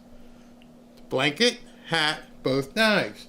I'm not done yet. I'm still reaching. I'm still grabbing stuff here. All right, so you get all of that, and then you also get the Trump flag, which you can, hang out on your porch on Labor Day or on the back of your truck. The president flag. All right, keeping count. Flag, blanket, both knives, and a hat. But there's more. But wait, you're gonna love this. They've decided to throw this in. The $250 value. This is the Trump Force One replica. Yep, you get all that. All right, so just to recount or recant, the hat, both knives, the blankie, the flag, and the Trump Force One plane, which I don't want to drop, so I'm going to put that up here to make sure. It may give me a shadow, but I don't want to drop that plane. You get all that, all 5 of these things. Now here's the good part. The good part is it's for less than $100. $500 of goods. $500 of goods for less than $100. So go ahead and click the QR code right there, and you can get yours for like $95 for everything. Like I said, if you don't want everything, go ahead and split it with somebody. Get 2. Somebody can get the hat and the knives, and somebody else can have the plane and the blankie. Great deal. I normally wouldn't say that, but that's a great deal. And the offer is valid only for the fanfare community. So thank you, Patriot Addict, for providing that. So let's continue. All right, so I do see on the feed here, just so you know, I do see on the feed that they will indeed be showing him go to the White House, so we'll have an additional information to show you before we get off the air here, which he should probably be getting there anytime soon. It's not like it's that far away, and we can bring that on. It says further live coverage is expected. And as soon as that comes on, we will do it. All right, Mr. Barry is an awesome spokesperson. Thank you, Gina. Does the site have other items too? Yeah, but it's probably not bundled the same. So, I don't know if you want to do that, but you get all 5 of those. SV, what'd you say, SV? If Boeing can't negotiate fair terms without federal handouts, maybe it's time to audit their $14 billion in defense contracts and to redirect funds to reliable contractors who deliver. You go. Dr. Ross, Russiagate, for the next 18 months, we witness true justice in action. I want to see every trial. I want to see every perp walk. I want to see it all. Everything. When it does happen, it is probably going to be in such a bow that they will be able to just march it out there. They're not going to give it any second chances. If you're going to get one shot. You're going to get one shot at making this happen. Get it done. Let me go here. I bet that plane is cheaper than the model cars I used to assemble back in the 80s. I tried to do model cars. I couldn't do them. I didn't have the patience. Wow, you're the only source I can see these feeds. Keep them going, please. Thank you very much. And I won't even tell you what you know. But never mind. I'm just going to let that go. Let's see here. All right, so while we're waiting for President Trump, let's see what do I have here in the can. Because I had a whole bunch of stuff here that I was prepared to do tonight. But again, preempted by the boss. I'm okay with that. Let's do this. While we're waiting for him, let me talk to you about Democrat regret. Interesting title to this video. Democrat regret. All right, let's go. I am so tired of white men failing up. This is about targeting women of color in the United States of America. To have a democracy for the world to now be turned into one of the worst countries. If you think right. One of the worst countries. See, I don't know what she was saying. I thought she was going to throw up on camera. Wow, one of the worst countries. That's a sitting congressman saying we are one of the worst countries. And the other two still doing their race stuff. But now it seems some people on the left, some Democrats are beginning to wake up. Now Trump is winning the trade war. Do you agree with those who think he is? I mean, absolutely. I think that, obviously what happened at the EU, and again, I'm a huge fan of Bill Maher. And I think he's really one of the oracles for my party. And he acknowledged, it's like, hey, he thought that the tariffs were going to tank the economy, and he acknowledged that it didn't. So, so for me, it's like, again, it seems like the EU thing has been going well, and I guess we'll see how it happens. If you had a bingo card of Democrats, would John Fetterman have been the one that you thought would be the level-head guy? The level-headed Democrat might be John Fetterman? I never saw that coming. I bet most of you didn't never see that coming. John Fetterman is understanding and being reasonable. He's not a Trump supporter, not saying that. But at least he's starting to recognize, yeah, I got to call him as I see him. This European tariff thing, that's a good deal. Makes a lot of sense.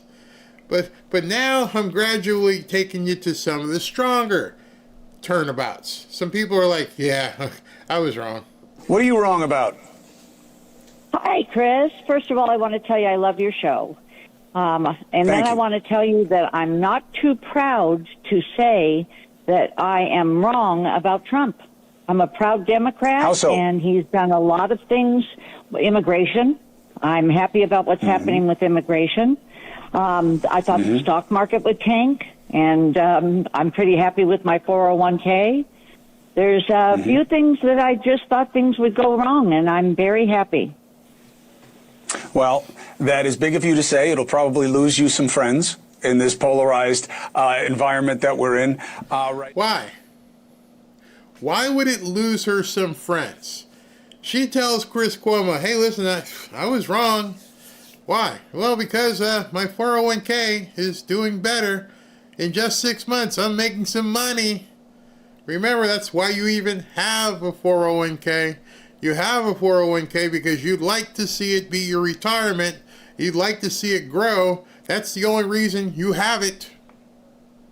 It's not just to be there. You could keep it in a CD in the bank. You got a 401k because you're hoping it provides you with a lifestyle once you're retired or if you are retired.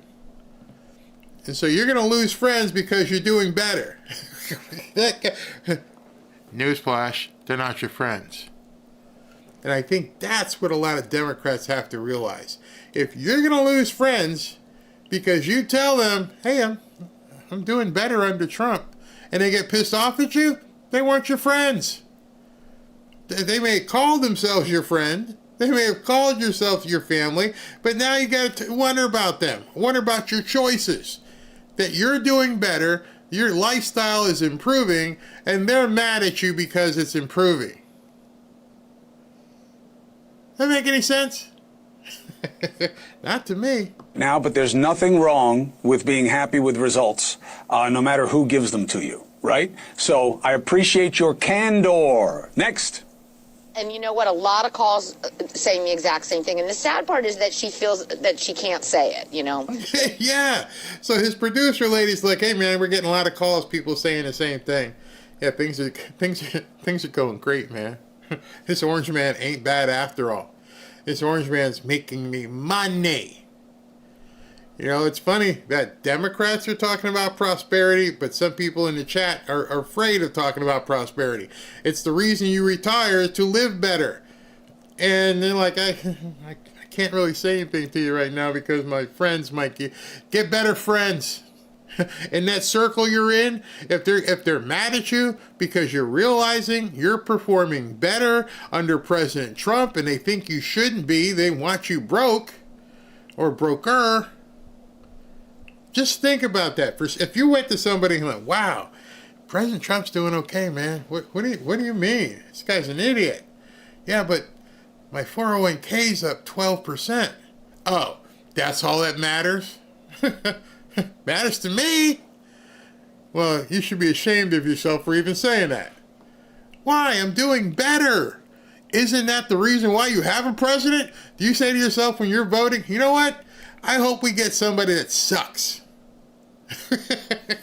Anyway, David from Tamaqua, Pennsylvania. David, what are you wrong about?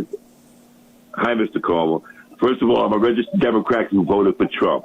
I thought this would never happen, but some of the Democratic Party is finally walking up and saying President Trump is doing something good.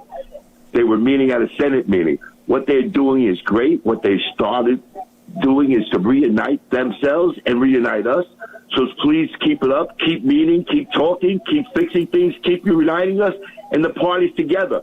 This will make our country stronger than ever in the world. I love it. Good for you. Good for you. Fix. Instead of telling us why the other guy's worse, how do you make it better? Fix. You're right. I'm with you, David. Next. So I have an interview coming up. If I have time, I'll drop it tomorrow with somebody from the Daily Caller. And that's what she was saying. At this point, they're starting to... Maybe you're seeing it in your own life. Maybe you're seeing it in the chat. People you know are looking down upon you because you're realizing... I'm doing okay. I'm doing better. I thought the world was going to fall in. But now I'm seeing all this different stuff happen. And then you have to remind yourself, it's only been 6 months. If it's better now, where are you going to be around Christmas? And you should speak out. You should tell people, hey, listen, things are different. Chris Cuomo here, he's looking like his underpants are kind of getting soily, but even he has to realize now you're not on CNN, you're not confined to CNN, you realize you can even have this discussion. I doubt CNN would even let him have that discussion with people. Greg, Mr. Positive, is he there? He's never been wrong. You there, Mr. Positive? Mr. Positive. Sorry, I only text with him every day. Go to Matty Stew real quick. Matty Stew. But I think he has a similar sentiment. Matty, what are you wrong about?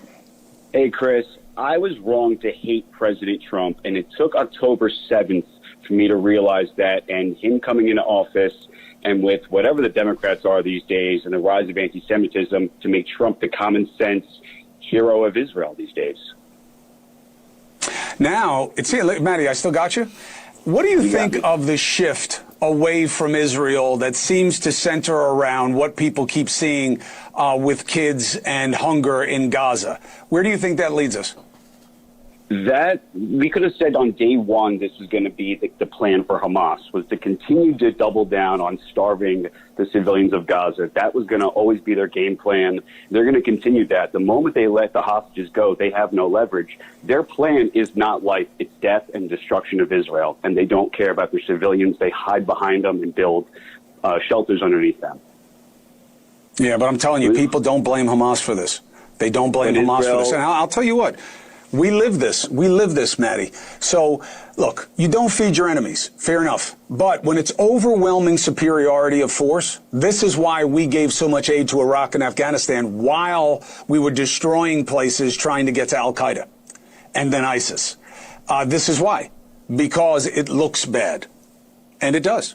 It does. All right. I respectfully disagreed and still remain pretty salty about what you said about us. And I feel even more adamant about what your husband, Barack Obama, said when he talked to those men in Pittsburgh and implied that to not vote for Kamala is because we're engaging in some sort of misogyny. I have been posting videos about Stephen A. Smith probably for a year, when other people were like, why are you posting this? And I kept telling you, he may say something, but I'm pretty sure behind the scenes he's doing something else. And because he is now seeing it, and Chris Cuomo's now seeing it, and people are beginning to speak out and go, nah, this ain't it. This is not how we are going to live our lives. We're not down with this socialism, this communism, this insanity. I make way too much damn money to buy into this. You lost me. And I told you it was going to happen. I said there's no way that somebody like him making 15, 20 million a year is down with them taking 50, 60, 70% of his money. Neither is LeBron. Neither is any of these people. It's all a complete charade. A facade that they use to, I don't know if they owe Kamala anything, but now they're like, no, we ain't down with this. There are issues that matter to every American citizen. And to sort of blackmail us emotionally into trying to compel us to vote one way or another is part of what won Trump the election. Because I got to bring something up, okay? So, and Jack, I'm not denigrating you. It's just something that I often see. And it says Stephen A. Smith is a hypocrite and is also a true blue Democrat through and through when it comes time to vote.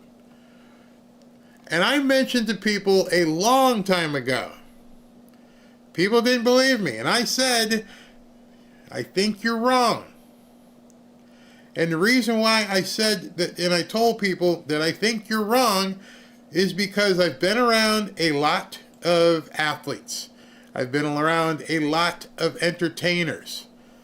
And I've told you, they may be outwardly Democrat, but when it comes time to sit down and do their taxes, they are most assuredly Republicans, conservatives.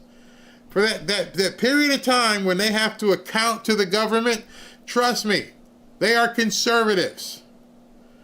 All of them want the biggest possible tax deductions they can have. If they didn't, they'd give their money away. They don't do that.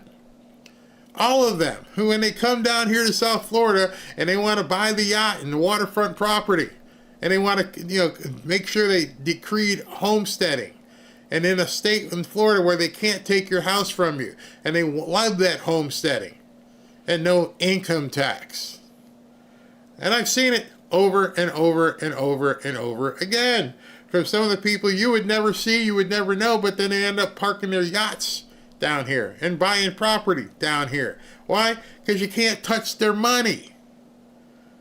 Now, I'm not going to get into the whole love of money thing, but these people think if they're out there earning it, if they're the ones making it, they're not giving it to the government. So you're misjudging what I'm saying. I'm not saying he's a Trump supporter. I'm not saying he's MAGA. I'm saying these people are now realizing that they made mistakes and it's against their own best interests. But here's the big thing that you have to remember. They're saying it in public. They have massive audiences. A lot of people listen to them. How many people do you think that they have to speak to and say, this ain't working? Forget them. That massive amount of people that they speak to, the tens of millions of people that he speaks to each month, are seeing him go, no, I ain't doing this. No, you ain't getting my money. That side of the aisle was able to look at the left and say, look at what they'll do to win. And y'all talking about him like he's worse. And in a lot of y'all eyes, he is worse. But that didn't make y'all clean. It really, really didn't. But when this... All right, so, again, he's looking into the camera. He's very experienced. He knows how to deliver a message. He's not talking to you. You're already in a Trump camp. You already understand what's going on. You already have your idea about Stephen A. Smith. You're never going to tune into his show. You're never going to listen to what he has to say. It's not you. It's that audience he's talking to. And if there's like 10 people here and 50 people here going, Stephen A. sees it. If he understands now, maybe I should take a look at this MAGA stuff. Listen to what he says here. Tells you what his true meaning is. Brother said that. What you were saying is nobody needs to make more than a certain amount of money. Who the hell are you to say that? This is America. Ha ha! Bam! Bada bing, bada boom, right there. That's it. I can't tell you how many months ago I told you. I said it's gonna come to a point where these people who are making big money are like, oh hell no. This is where you tried to lead me? This is what this is the dance you wanted me to come to? You wanted me to support you and this what your plan was? The problem with these people is they're just finding out. See, in October and November, like I could never vote for somebody like Trump. Dude, they're gonna take your money. I'm Stephen A. Smith. They're not taking my money. Oh no, dude, they're coming to take your money. And now, a lot of them are finding out. I've had some conversation with some people like who've done like the Chris Cuomo thing. Damn, dude, you're right. You don't have to apologize. Just realize you've been bamboozled. You've been lied to, and now you see what they're trying to do. That's not going to fly. Ladies and gentlemen, I'm telling you right now, the Democrats, if AOC and Mamdani and people like and Bernie Sanders, if folks like that take over the Democratic Party, one or two things happening. The Democratic Party is toast, or America is. You get it. And right now there's a bunch of going, oh, yeah, he just said that. He said that on his show. He reaches millions of people. This ain't gonna work. No. How you gonna tell me how much money oh, now you're understanding. Well, we told you months ago. Hey man, these people are evil. They're gonna be coming for you. They're taking advantage of you. You're black. You got a big audience. Oh yeah, I could never vote for Trump. Now, that ain't never gonna work. Democrat Party is toast. And unfortunately, he's correct about the second half of that. Only one or two things are going to happen. This is where you need to get in. Either the Democrat Party is toast or America is. He's not wrong.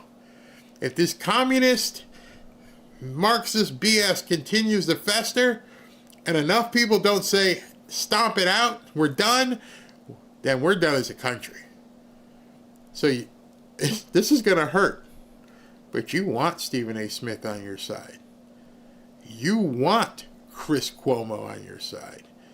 You want these people with these massive audiences with big bucks. You want them on your side now because they're the ones who are talking to the guys on the Lakers and the guys in the New York Giants. Like, hey man, you seen these people in New York? Yeah, what? They talking about taking your money.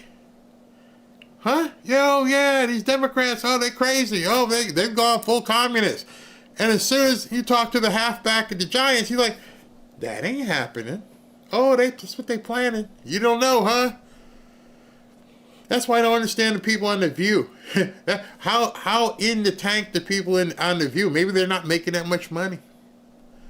But when you start talking to entertainers and even actors at this point, actresses, you surprised that Sydney Sweeney registered as a Republican? I guess she's not just a good face. You want these people on your side. This is how this tent gets real big and gets the Democrats stomped out. Nobody wants this crap. Listen to this. Certain amount of cult followers for anything, and then the true believers never die. I mean, a lot of people would say right now the Democratic Party is still in that mode, which is going to render them possibly an irrelevant party if they don't change. How many times, okay, I've said it, but you're hearing it from Democrats. This has got to be terrifying to the Democrat Party. They don't care because they're not going to change. They've committed to communism. This is what we're going to do. We don't care. But even these big liberals are like, hey, man, oh, hell no. This ain't happening. So now you have to, talk about Bill Maher. I'm not looking to get married with him, not looking to take him home, but at least we can go to a dinner and talk. Hey, what do you think about this communist stuff in New York? No, ixnay. No. Hey, Stephen A., how you doing, bro? Hey, man, I'm not down with this. I may not be down with the Orange Man, but I definitely ain't down with this. What would you like to see from the Democrats, going forward? Well, much more centrism, much more get rid of the woke baggage, Old school liberal is what I usually describe myself as. But that's very often the opposite of woke. What's an old school liberal? See, if I was sitting there talking to him, and I don't drink cognac, but drinking, and I don't smoke, so I just been sitting here in my hands. What's an old school liberal? Because is it like people were back in Woodstock where everybody was just a summer of love and just hanging out? Was it, where do you dial that back to? Where's the Wayback Machine for an old school liberal? When was it good? So it had to be after, I don't know, Woodrow Wilson, because he was kind of commie, and it had to be before Mondami and Obama. So where was the old school liberal time that you'd like to go back to?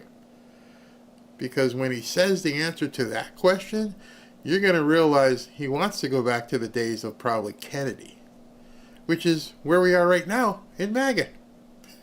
They all came here except for Caroline and her people. But you got Robert, you got Tulsi. The old school liberals are now MAGA.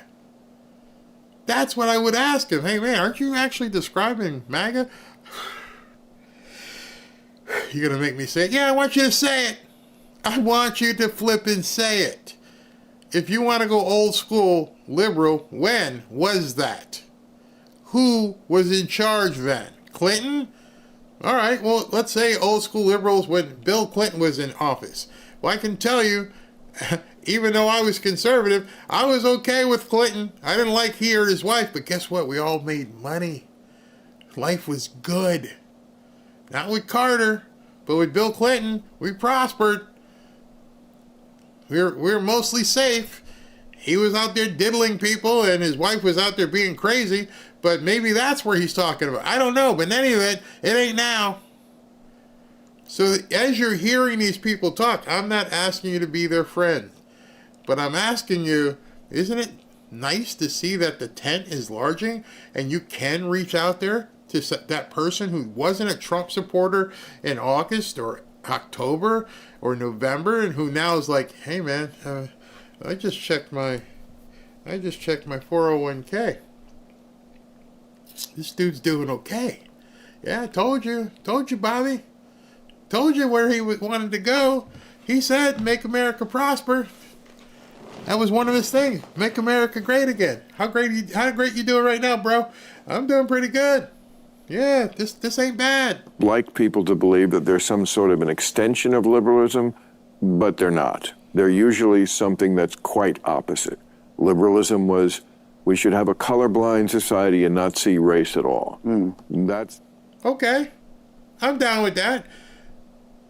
Your liberal, the one you supported, was Obama, who made everybody see racism. You're absolutely right. Why can't we all just get along and not have to, say all the different words and change our language? You want to go back to a time prior to Obama is what he just said. We didn't have all this craziness. That's a huge opening for discussion. not what the woke believe. Yeah, I would say they're the opposite. Quite. Let's put race at the front of everything. Yep, absolutely. Oppressor and oppressed, sacred, make a sacred the oppressed. I remember along with probably most people, was saying at the beginning, by the 4th of July, somebody had a thing how the country the economy was going to be tanked by then. And I was kind of like, well, that seems right to me, but that didn't happen. Now, it could happen tomorrow. I'm just saying that's reality. So let's work first. If that's reality, if the boogeyman under the bed is what they sold you on, and you've gone 6 months and there's no boogeyman coming up at you, and you're actually doing better, that is kryptonite for the Democrats. Where people like Bill Maher and Chris Cuomo and Stephen A. Smith and so on and so on and so on are saying, I was bamboozled. We're actually doing pretty good, which means y'all don't know what the hell you're talking about. Now, I'm not there for putting on the red hat or anything, and I'm not going to go to any MAGA rallies, but I got to start thinking about things, and the part that gets me is they're willing to talk about it. See, every time they get in front of somebody, they're realizing, hey, let me just tell you, I don't feel that way anymore. It wasn't like that. See, those of you guys who are saying, I don't trust him, I don't care if you trust him. He's out there talking about it. From the reality of that, not from I just hate Donald Trump. Because that's boring and doesn't get us anywhere and leads you to dishonesty. Because the truth is, I don't know what his strategy is. But look, the stock market is at record highs. I know not everybody lives by the stock market, but I also drive around. I don't see a country in a depression at all. I see people living their lives. I keep telling you that. You go to the mall, you go to the restaurant, you go to the movie theater, like, y'all not just crying in the street? No. It's good? Yeah, it's good. That is infectious. It is so infectious, it's turning deep liberal heads. I've always said to you, don't be afraid of being prosperous. You're afraid of being broke. Don't be afraid of being prosperous. Embrace that. And let other people know, hey, it's going better. I know there's some people in here who are doing stuff with XRP and everything. Hey, look, I just doubled my money. Good. Congratulations. Big hug. Because that is a common goal. People like to live better. I'm not saying you have to have a yacht or a private plane or any of that. But if living well to you is I get to take my grandson out to Carvel and we get to have ice cream cake, then let's do that. And don't be ashamed of it. But at the same token, you're seeing an end. And don't think it's by accident that they're saying this. These guys are polished media people. Spit-shined. They know exactly what they're saying. So tell yourself or ask yourself, why are they saying this? Why is Chris Cuomo? Why is Stephen A. Smith? Why is Bill Maher? Why are they saying this stuff? Let that sink in. We've got about a minute left here. I want to fill you in with that, but why are they saying this? people out there just living their lives. And I would have thought, and I got to own it, that these tariffs were going to fucking sink this economy by this time, and they didn't. So, you know, how do we deal with that fact? Because that's the fact. Yeah, kitchen sink. It's a fact. So if it's a fact that it didn't do what the other people told me it was going to do, maybe, they're wrong. Which then leads you to think, what else they're wrong about? So I mentioned to you, why would someone like Bill Maher, wealthy, big audience, Stephen A. Smith, wealthy, big audience, Chris Cuomo, wealthy, don't know how big his audience is, why would they begin talking about this? Well, it's an easy answer. They can tell the tide is shifting. They know now that the people, they look at the demographics of their audiences. They understand who's watching. They understand the tide has changed at this point. And because they know the tide has changed, they're realizing that people, maybe they're producers, maybe people they know, hey man, we're doing okay. In fact, we're doing better than okay. Meanwhile, these people want to take our money. Listen to what Mike Smerconish says here. Strategy isn't working so well. Actually, that's not fair. It is working. It's working well for Donald J. Trump. 2 impeachments, 4 indictments, endless investigations, constant carping about Trump, and condescension toward his supporters At some point, it all blends into background noise, such that when something truly egregious happens, like the firing of the person whose job it is to track labor statistics, nobody pays attention. The outrage loses its edge, the tree falls, and the forest shrugs. The world is a complicated place, and it's not just about oppressor and oppressed. They have a thought in their head that white people did some very bad things, and white people did some very bad things. And they're all but so did everybody else in the world. But they don't. See, I would never have even heard that on his show. Yeah, white people did stuff, but guess what? Other people did stuff too. Yep. Black people did some really bad stuff. Black people still doing bad stuff. White people still doing bad stuff. How about we just remove the color? People do bad stuff. Period. See, since Obama, we had to start saying that white people do bad stuff, black people. No, people do bad stuff. People do all kinds of crimes. People do bad things. Why do we put the descriptor on it? And now even somebody like him is like, I'm tired of it, man. I am tired of it. Know that. They just see the world through this one prism. And until they do, I don't think you're going to get them off this issue. And I don't think the Democratic Party is going to be able to go forward until they make a decision. Whose side are you on here? Are you on the side of Western civilization and Western values, or are you on the side of the terrorists? Are you with those kids? Because, you know, Mandami, he's the perfect candidate for them. Now, when you put it that way, and there you see what the dividing rod is. A lot of these guys are in New York, their studios are up there, and they're hearing the chatter constantly. They know at this point, people are like, is a communist really going to be the mayor of New York? Yeah. I need to book the jet to Florida real quick. Texas, Florida, somewhere. I got to get out. They're already making their landing. They're understanding, yeah, we got to go. We can't stay here. And they're building it up right now, saying, hey, listen, unless you... Now, he went way farther than race. He goes, if you're not part of Western civilization, you're for the terrorists. I mean, that's a huge comment. It's like, forget Republicans and Democrats. You're either going to be in this hemisphere and go for a Western way of life, or you're done. And he didn't want to say the word that he should have said, but you know the word begins with M, ends with M, and stuff in between there. They like, strap on vests and stuff. That's what he was saying. You're either going to be with Western civilization, or you're going to be with them. I loved hearing that, because that now tells me the divide that you think is happening right now, the divide that you think is white and black, is no longer happening. It's beginning to be eroded, because people are like, our way of life, their way of life. And once people start looking at it with that prism and understanding it's not economics, it's not religious, well, kind of religious. It's not societal, it's our way of life, or the caveman.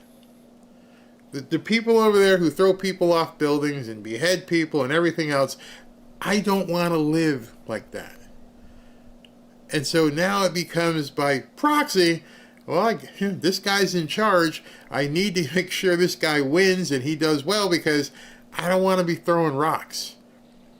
I don't want to... Imagine what the LGBTQ community, what kind of mind F they're going with right now. So wait a second, I'm in New York, and I've gone through Stonewall, and I've been dancing in the parades, and now you're telling me you're bringing a communist mayor in here. You'd have to be a veritable idiot not to see what Bill Maher just said. You're either with the Western way of life, where we can kind of be freaky deaky and do all kinds of stuff, or I can get thrown off a building. That's a whole different choice, isn't it? That's when you know the Democrat Party is toast. Because what are they going to do next? Alienate the LGBTQ? You're alienating the big money now. Wait, hey, Mandami, what's your thought on the LGBTQ ISS, all these people here? Oh no, we can't have those, but they must learn how to fly. He's either going to lie, which they're going to see through, or they're going to say, damn, we got to vote Republican? Yeah. You don't have any choice. I've been saying that over and over. There are no choices anymore. All the people bitching on X about Trump and the Epsteinian stuff. And what's your choice? It's a Western way of life or no life. You can take it, but that's it. And if people like Bill Maher can see that, you need to be able to see that. You need to be able to see at this point, people talking about all this crap on X are leading you down a primrose path for clicks. Because right now, what's happening, and you can see it, what Kamala wanted to do, you know what Obama wants to do, and you see what Zohan is doing. It's either your Western way of life or caveman. Pick your choice. Pick it yourself. Everybody else is now seeing it. All right, New Yorkers hear it now. Yeah, I mean, don't have to listen to me if you're looking at like Bill Maher and Stephen A. Smith and they're screaming it like, hey man, you can't survive. You can't do this. Ain't gonna happen. Exactly, yeah, take a look at Cuba. See, down here it's easy because so many people have come from Cuba. They escaped from Cuba, and they tell you all the time, you don't want this. You don't want this smoke. Don't. You don't want it. Exactly. That's why the Cubans came here. If you don't know history, then you're doomed to repeat it, is the saying. Go look up about the boat lifted from Cuba and how all these people came here. Go watch the movie Scarface. Oh, these people just came and we're talking doctors, lawyers, business people. Like, I gotta get the hell out of there. I gotta run. I will risk going in a bathtub across the ocean while sharks are swimming around. I need to do anything to get the hell out of here. And we're bringing it here. And I'm thinking to myself, don't people understand what the choices are now? Am I the only one? Are you not hearing it from other people when they're talking about the crazy stuff that they do? Is, hey, we're going to lose the midterms. To who? I know people don't like having any alternative, but if it's Western way of life or caveman, you don't have a choice. Look at what they're doing tonight. They're running away in Texas, trying to figure out how they can get around it. If you haven't learned from the last election and Obama's election and Hillary, these people are dirty people. They will do anything for power. So you, educating yourself, need to know, understand right now, hey man, this could get bad, huh? Yeah, it could get really bad. LGBTQ is the top-down, not grassroots. Look up Arcus Foundation and the Pritzker family. But the individual people they're out there running around being mad at Sydney Sweeney, and I'm like, Sydney Sweeney isn't your enemy. Sydney Sweeney is one good-looking woman who, you may not like, but your entire way of life, everything you stand for, take a hint. Go look at what happens in these other countries. You worried about the wrong Sydney. There's going to be a Sydney in New York who ain't going to let you do what you're doing. You ain't going to like it. Yeah, crazy. Yes, they are taking over cities. Yeah, Somalia, absolutely. They redistricted us. Why won't they accept the same treatment? Exactly. We've had the Mario boat lift for the entire Biden administration. Exactly. Remember Rules for Radicals. If you guys have never read that, you should go read Saul Alinsky's Rules for Radicals. There's so much stuff out there you can read that will enlighten you. And I use these entertainers because everybody knows they have big name recognition. And if you can see what these people are doing, and you're like, this doesn't look good. And you saw Stephen A's face. That ain't gonna work here. No. Now they finally got to the point where you didn't realize you were untouchable. And that's what so many elites think they're untouchable. We're above this. Until you realize what it really boils down to. We're going to take your stuff. And when you want to tell someone you're going to take their stuff, they get very, very defensive. I worked hard for my stuff. You're not going to take my stuff. I thought I, I had some sort of insurance here. How do you think we're going to pay for all this stuff? We're gonna re-commoditize your real estate. That means we're going to take it. Oh, you got way too much money in the bank, Stephen. I could feed like 100,000 people with the money you have in the bank. You got to bring it down. Kamala even said it. We all start at the same place, in the same race, but we don't end up in the same place. So we got to find a way to bring them to. And we told you. Oh, hell no. But now you're seeing it. Oh gosh, commie elites in power are untouchable until you find out who you're not one of the elites. See, that's one of the things that a lot of people didn't realize, and I've asked questions. What do you think is going to happen if what looks like it's going to happen? If there is no Western civilization, how do you survive? Because there were a lot of rich people in Cuba. There were restaurateurs, there were casino owners, gone. And I think not enough people look at that. I mean, it's right there. It's 90 miles away. You won't even have to go to Cuba. You can just take a trip to Miami, go into Cafe Versailles, have some lunch, and talk to some people. Hey, man, what was it like? Oh, Cuba, great. Oh, we had the best beaches. We had everything. And then we had nothing. They took it all. Unbelievable. All right, so I just wanted, I got on tonight and just wanted to bring that to you. Tomorrow we got a whole bunch of stuff to talk about, but just begin thinking. If you haven't begin thinking even more. Let me do super chat. Oh, before I do super, what do I got in here? Might have a chance to what's this? No, I don't want to do that. No. All right. So let me do super chats if there's anything here. But yeah, I just wanted to get you guys to begin thinking of something, and that the stuff from Stephen A. Smith and Mara were just eye-opening. That people are starting to realize, no, man, we're not okay with that. It's not going to happen. All right. So what do we got here? Where's my window that I have to pick here? I think it's this one. All right. Nicholas Lamonicus, thank you very, very much. Macon Blankenship, I'm glad to hear y'all had a great time with grandkids. Oh, so much fun. It was so much fun that doing these shows, even for 2 or 3 hours, is less taxing than trying to keep up with a 10 and a 12-year-old. I'm like, oh my gosh, Robin, when they leaving? Saturday? Can we bump up the trip? They were awesome. From the time they woke up until the time they went to sleep, as you guys know. Brian Newland, I'm going to lose NFL Network September 7th with ESPN acquiring NFL Network and NFL Red Zone with Dish Network. I use YouTube TV. You might want to, I don't know if they have an NFL package. Gen V, bury my comment in the last podcast was not aimed at you at all. Someone in chat called my post BS, and that was who I was kindly responding to. All good. All good.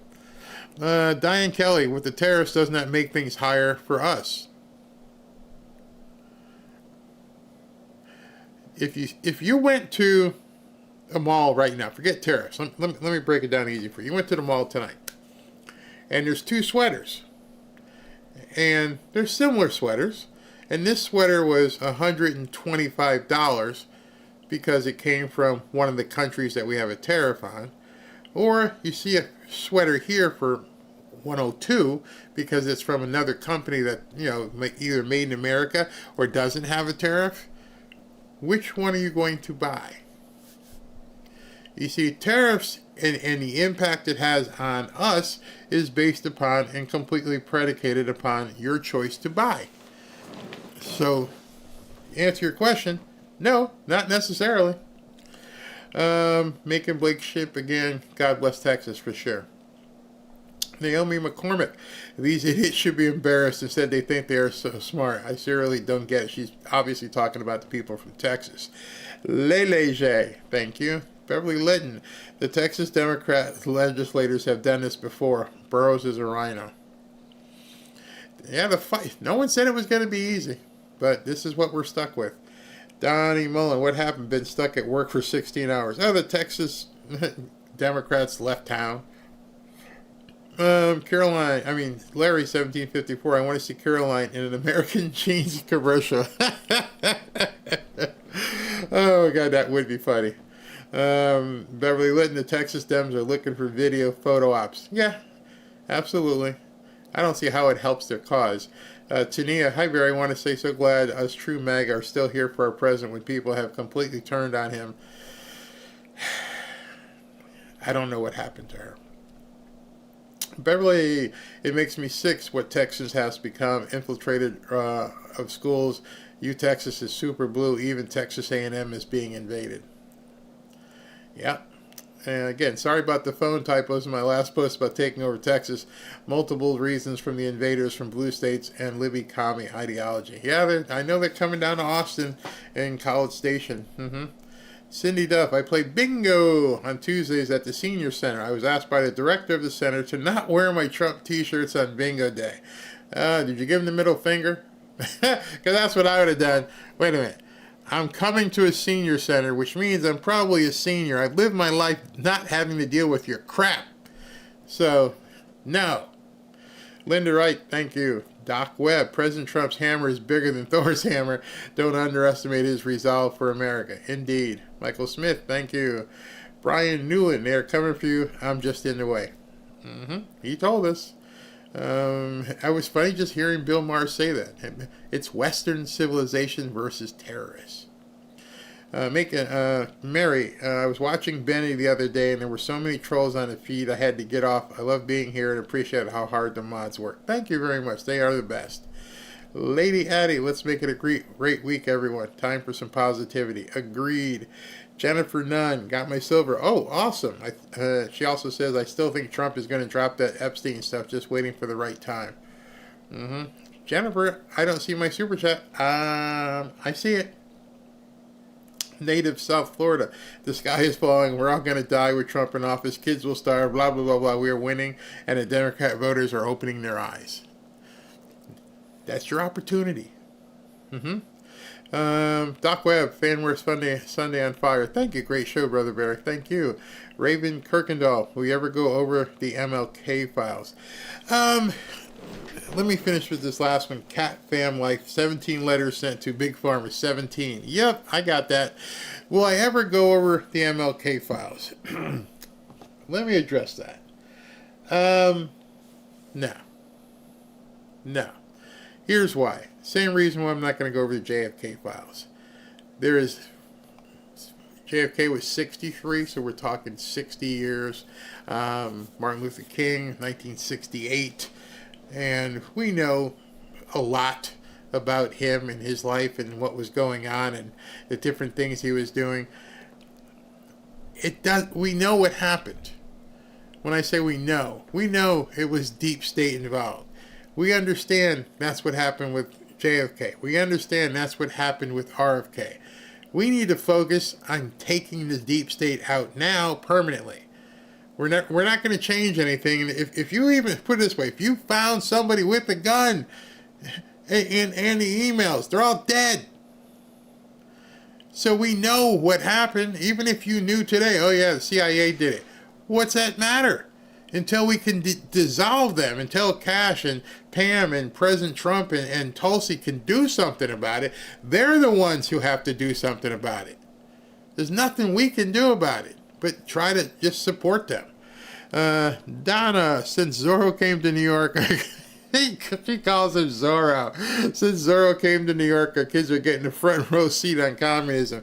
They won't like it. They won't like it. All right, everybody. Thanks for tuning in on both shows if you were here. Let me see before I go if they've posted President Trump's schedule tomorrow, and that way I can tell you what's on tap. Hold on. Let me see what he's doing tomorrow. If it's been posted yet, I can tell you. Nope, no posting yet, so we don't know his schedule. He still has Sundays up. They usually post it, late, maybe around midnight. But in any event, stay safe, get prosperous, do what you need to do, understand, live your life, and it's not nearly as bad as people make it out to be. And ignore the people who are being so negative because they don't have any choice. We're either gonna make this Western civilization work, or we're not. That's it.